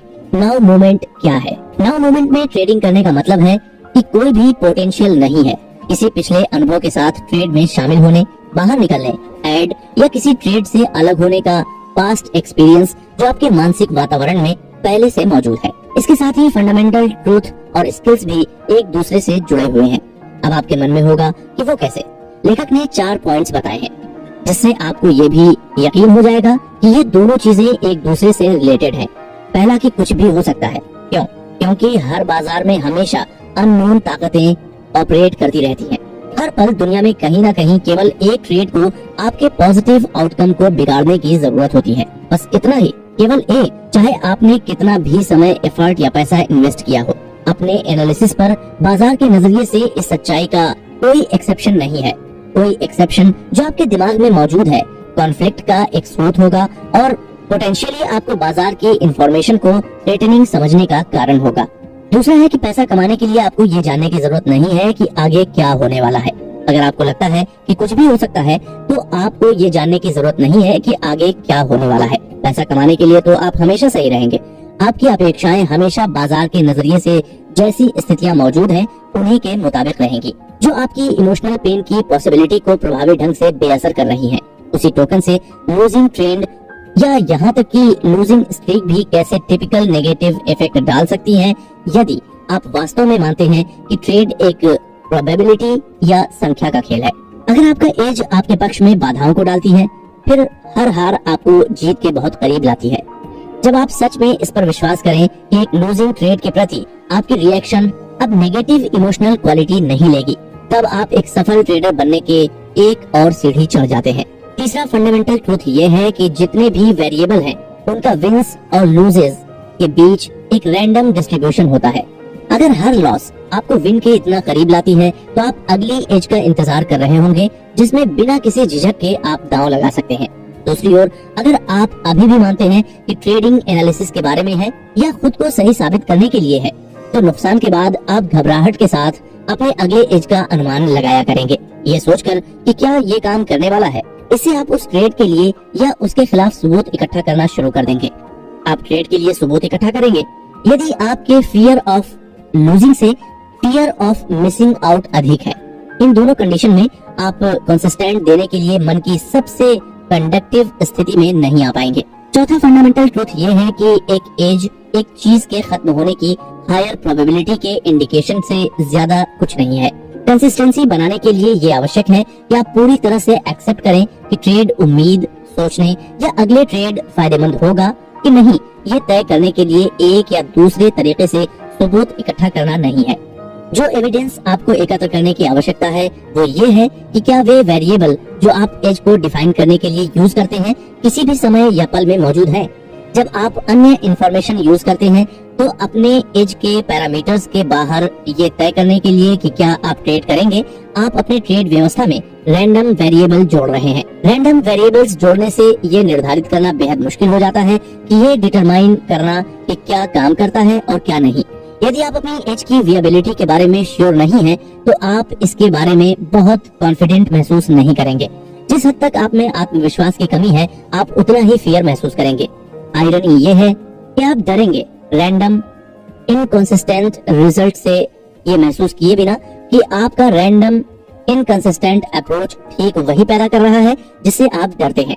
दूसरी ओर, यदि आप मानते हैं कि एक एज एक कुछ भी होने की बस एक हायर प्रोबेबिलिटी है और विन और लॉस के बीच एक रैंडम डिस्ट्रीब्यूशन होता है, तो आप एक ट्रेड के खिलाफ अन्य सबूत क्यों इकट्ठा करेंगे? इन दो बिलीफ से काम करने वाले ट्रेडर्स के लिए अन्य एविडेंस इकट्ठा करने का कोई मतलब नहीं होगा। लेखक के अनुसार इसे ऐसे भी कहा जा सकता है कि अन्य सबूत इकट्ठा करना उतना ही समझ में आता है जितना कि ये डिटरमाइन करने की कोशिश करना कि क्या सिक्के का अगला टॉस चित होगा। पिछले 10 बार पटाने के बाद चाहे जो भी हो सबूत सामने आए, अभी भी 50% संभावना है कि अगला फ्लिप पट ही होगा। इसी तरह किसी ट्रेड पर एक्ट करना है कि नहीं, इसके लिए जो भी सपोर्ट या सबूत इकट्ठा करते हैं, अभी भी दुनिया में कहीं भी केवल एक ट्रेडर आपके सारे सबूत को बेकार कर देता है। बात यह है कि परेशान क्यों होना। अगर मार्केट आपको एक लेजिटिमेट एज दे रही है तो आपको कुछ प्रतिशत रिस्क लेकर ट्रेड कर लेना चाहिए। पांचवा फंडामेंटल ट्रूथ ये है कि मार्केट में हर पल यूनिक होता है। जो सबसे अच्छे ट्रेडर्स को बाकी सभी से अलग करता है वो ये है कि उन्होंने अपने दिमाग को प्रत्येक क्षण की यूनिकनेस देखने के लिए ट्रेन किया है। ये विश्वास एक कॉन्ट्रैक्टिंग फोर्स की तरह काम करता है जो ऑटोमेटिकली एसोसिएशन मैकेनिज्म को न्यूट्रलाइज करती है। जब आप वास्तव में मानते हैं कि प्रत्येक क्षण यूनिक है, तो फिर उस क्षण को एसोसिएशन मैकेनिज्म के लिए आपके दिमाग में लिंक करने के लिए में कुछ भी नहीं है। ये विश्वास एक इंटरनल फोर्स की तरह काम करता है जिससे आप बाजार में नाउ क्षण को अलग कर सकते हैं। आपके मानसिक वातावरण में दर्ज किसी भी पिछली क्षण में आपका विश्वास जितना मजबूत होगा, प्रत्येक क्षण की यूनिकनेस एसोसिएट करने की आपकी पोटेंशियल उतनी ही कम होगी। उतना ही आपका दिमाग नए विचारों और पर्सपेक्टिव को सुनने के लिए तैयार होगा। जब आप इन 5 फंडामेंटल ट्रूथ को अपनी साइकोलॉजी के अंदर उतार लेते हैं, तब आप द जोन की तरफ बढ़ने लगते हैं। जब आप अगले पल क्या होने वाला है उसके बारे में सोचकर चिंतित नहीं हो रहे होते हैं, तब जाकर आप मार्केट से एक नए पर्सपेक्टिव से इंटरेक्ट कर सकते हैं और इस पल में मार्केट आपको खुद बताएगी कि आपको क्या करना है और आगे क्या होने वाला है। इस पल पर जिस दिन आप पहुंच गए वो आपके स्टेट ऑफ माइंड का सबसे अच्छा दिन होगा। उस दिन आप फाइनली द जोन में चले जाएंगे और गो विद द फ्लो वाली मेंटालिटी बना ले। कंसिस्टेंसी पर भरोसा करना। इस बुक समरी के इस आखिरी अध्याय में हम आपको बताएंगे कि कैसे आप कंसिस्टेंसी पर भरोसा कर सकते हैं और कैसे आपको अपने आप को इतना मेंटली स्ट्रांग बनाना है कि आप इस कंसिस्टेंसी पर भरोसे को टूटने नहीं देंगे। ये विश्वास पैदा करना कि मैं एक कंसिस्टेंट विनर हूँ, ये प्राइमरी ऑब्जेक्टिव है। इसे स्टेप बाय स्टेप में तोड़े बिना इम्प्लीमेंट करना बहुत ब्रॉड और एब्स्ट्रैक्ट प्रोसेस है। तो लेखक ने इस विश्वास को उसके सबसे छोटे टुकड़े में करके फिर प्रत्येक पार्ट को एक डोमिनेंट विश्वास के रूप में इंटीग्रेट करने का प्लान किया है। कुछ ऐसे ही सब बिलीफ जो अब हम आपको बताएंगे बिल्डिंग ब्लॉक हैं एक अच्छे ट्रेडर बनने के लिए और कंसिस्टेंट विनर बने रहने के लिए। तो आपको ये सोचना है, मैं कंसिस्टेंट विनर हूँ क्योंकि एक, मैं ऑब्जेक्टिवली अपने एज की पहचान करता हूँ। दो, मैं प्रत्येक ट्रेड के जोखिम को पहले से डिफाइन करता हूँ। तीन, मैं पूरी तरह से जोखिम एक्सेप्ट करता हूँ या मैं ट्रेड को छोड़ने के लिए तैयार हूँ। चार, मैं बिना किसी हिचकिचाहट के अपने एज पर एक्ट करता हूँ। पाँच, मैं खुद को पे करता हूँ क्योंकि बाजार मुझे पैसा उपलब्ध कराता है। 6, मैं मिस्टेक करने की अपनी टेंडेंसी को लगातार मॉनिटर करता हूँ। 7, मैं कंसिस्टेंट सक्सेस के इन प्रिंसिपल्स की इम्पोर्टेंस को समझता हूँ और इसलिए मैं उनका कभी उल्लंघन नहीं करूँगा। ये बिलीफ्स कंसिस्टेंसी के 7 प्रिंसिपल्स हैं। इन प्रिंसिपल्स को अपने मानसिक सिस्टम में इंटीग्रेट करने के लिए फंक्शनल स्तर पर आवश्यक है कि आप जानबूझकर ऐसे अनुभवों की एक सीरीज बनाएं जो उनके साथ कंसिस्टेंट हो। 5 सत्य भी एक स्टेट ऑफ माइंड पैदा करेंगे जिसमें आप वास्तव में ट्रेड के जोखिमों को एक्सेप्ट करेंगे। जब आप वास्तव में जोखिमों को एक्सेप्ट करते हैं तो आप किसी भी आउटकम के साथ शांति से रहेंगे। जब आप शांति में हो किसी भी आउटकम के साथ आप एक care free objective state of mind का अनुभव करेंगे जहां आप स्वयं को बाजार जो कुछ भी आपको दे रहा है उसके पर्सपेक्टिव से उसे देखने और उस पर एक्ट करने के लिए उपलब्ध बनाते हैं। पहला ऑब्जेक्टिव एक प्रमुख विश्वास के रूप में इंटीग्रेट करना है। मैं ऑब्जेक्टिवली अपनी एज की पहचान करता हूँ। अब चुनौती ये है कि आप वहाँ कैसे पहुँचते हैं। आप अपने आप को एक ऐसे व्यक्ति में कैसे बदलते हैं जो बाजार के पर्सपेक्टिव में लगातार सोच सकते हैं। प्रोसेस ऑफ चेंज आपकी इच्छा से शुरू होती है और आपकी ऑब्जेक्ट ऑफ डिजायर यानी सेल्फ डिसिप्लिन पर फिर से फोकस करने की आपकी विलिंगनेस और विल पावर है। किसी भी चीज की डिजायर रखना एक अच्छी आदत है।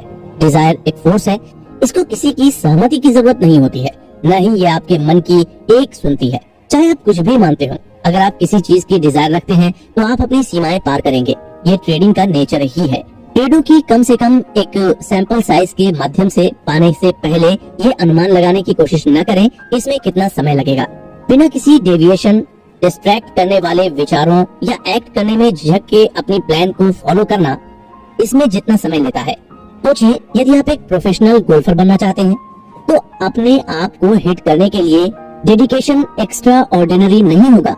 10,000 या अधिक गोल्फ बॉल्स, जब तक कि आपके स्विंग में मूवमेंट का प्रिसाइज कॉम्बिनेशन इतना बिल्ट इन न हो जाए कि आपकी मसल्स मेमोरी में कि अब आपको इसके बारे में कॉन्शियसली सोचना नहीं पड़े।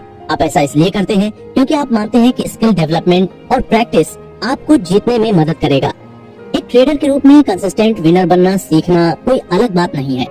आपके महान प्रॉस्पेरिटी की कामना करते हुए और गुड लक कहते, लेकिन यदि आप स्किल्स पाने के लिए मेहनत करते हैं तो आपको वास्तव में लक की आवश्यकता नहीं होगी। अब इस बुक समरी को खत्म करने से पहले आपसे फिर से कुछ सवाल पूछना चाहूंगा और अब आप इन सवालों के उत्तर दे सकते हैं। साथ ही अपने शुरुआत के उत्तरों से इनको कंपेयर कर सकते हैं।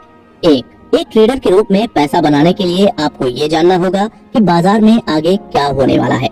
एग्री या डिसएग्री।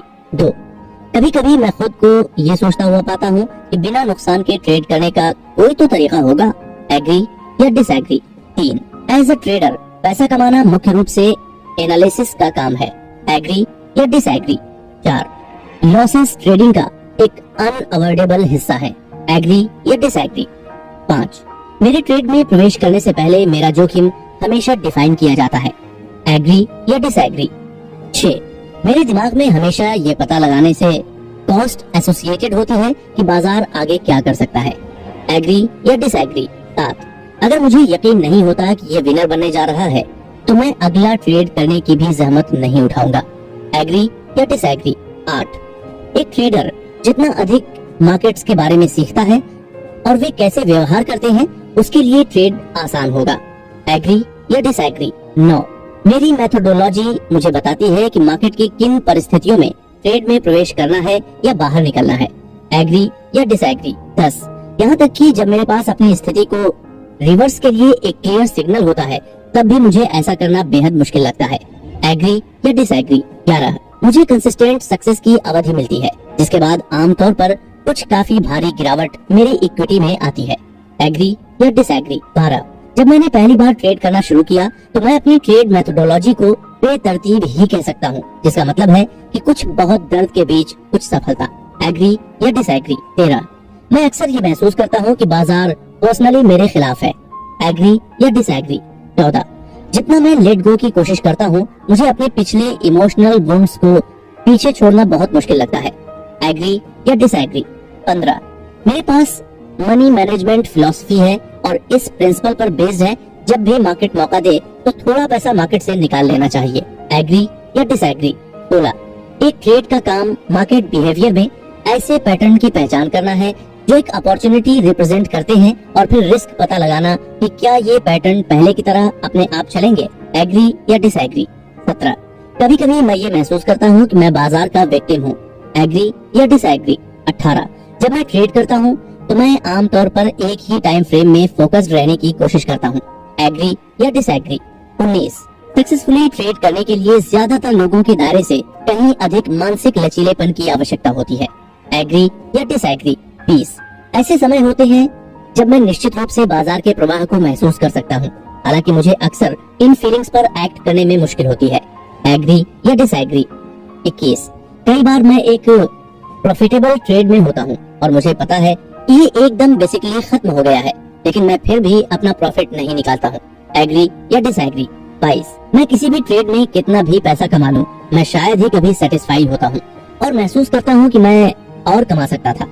एग्री या डिसएग्री। 23, जब मैं कोई ट्रेड करता हूँ तो मुझे लगता है कि मेरा पॉजिटिव एटीट्यूड है, मैं उस सारे पैसे को एंटिसिपेट करता हूँ जो उस ट्रेड से पॉजिटिव तरीके से मैं कमा सकता हूँ। एग्री या डिसएग्री। 24, एक ट्रेडर का समय के साथ धन इकट्ठा करने की एबिलिटी का सबसे महत्वपूर्ण हिस्सा है अपनी कंसिस्टेंसी में विश्वास रखना। एग्री या डिसएग्री। 25, यदि आपको तुरंत एक ट्रेडिंग स्किल पाने की विश दी जाए तो वो कौन सा स्किल होगा। 26, मैं अक्सर बाजार की चिंता में रात में सो नहीं पाता हूँ। एग्री या डिसएग्री। 27, क्या आप कभी ट्रेड करने के लिए मजबूर महसूस करते हैं क्योंकि आप डरते हैं कि आप चूक सकते हैं, हाँ या नहीं। 28, हालांकि ये बहुत बार नहीं होता है, मैं वास्तव में अपने ट्रेडर्स को परफेक्ट होना पसंद करता हूँ। जब मैं एक परफेक्ट कॉल बनाता हूँ तो ये इतना अच्छा लगता है कि ये उस समय की कमी पूरी कर देता है जब मैं ऐसा नहीं कर पाता हूँ। एग्री या डिसएग्री। 29, क्या आपने कभी खुद को ऐसे ट्रेड्स की योजना बनाते हुए पाया है जिन्हें आप कभी एग्जीक्यूट नहीं करते हैं और ऐसे ट्रेड्स को एग्जीक्यूट करते हैं जिन्हें आपने कभी प्लान नहीं किया है, हाँ या नहीं। 30, कुछ सेंटेंसेस में एक्सप्लेन कीजिए कि क्यों ज्यादातर ट्रेडर्स या तो पैसा नहीं बनाते हैं या फिर जो बना भी लेते हैं तो उन्हें रख नहीं पाते हैं। अगर आपने अपने पिछले उत्तर से कंपेयर किया होगा तो जाहिर तौर पर आपको एटीट्यूड में अंतर लगा होगा। इसके साथ हम मार्क डगलस की book trading in the zone की समरी को यहीं समाप्त कर। आशा करते हैं आपको यह बुक पसंद आई होगी। कृपया चैनल को सब्सक्राइब करें और वीडियो को लाइक करें और हाँ, अपने दोस्तों और परिवारजनों के साथ शेयर जरूर करें। धन्यवाद।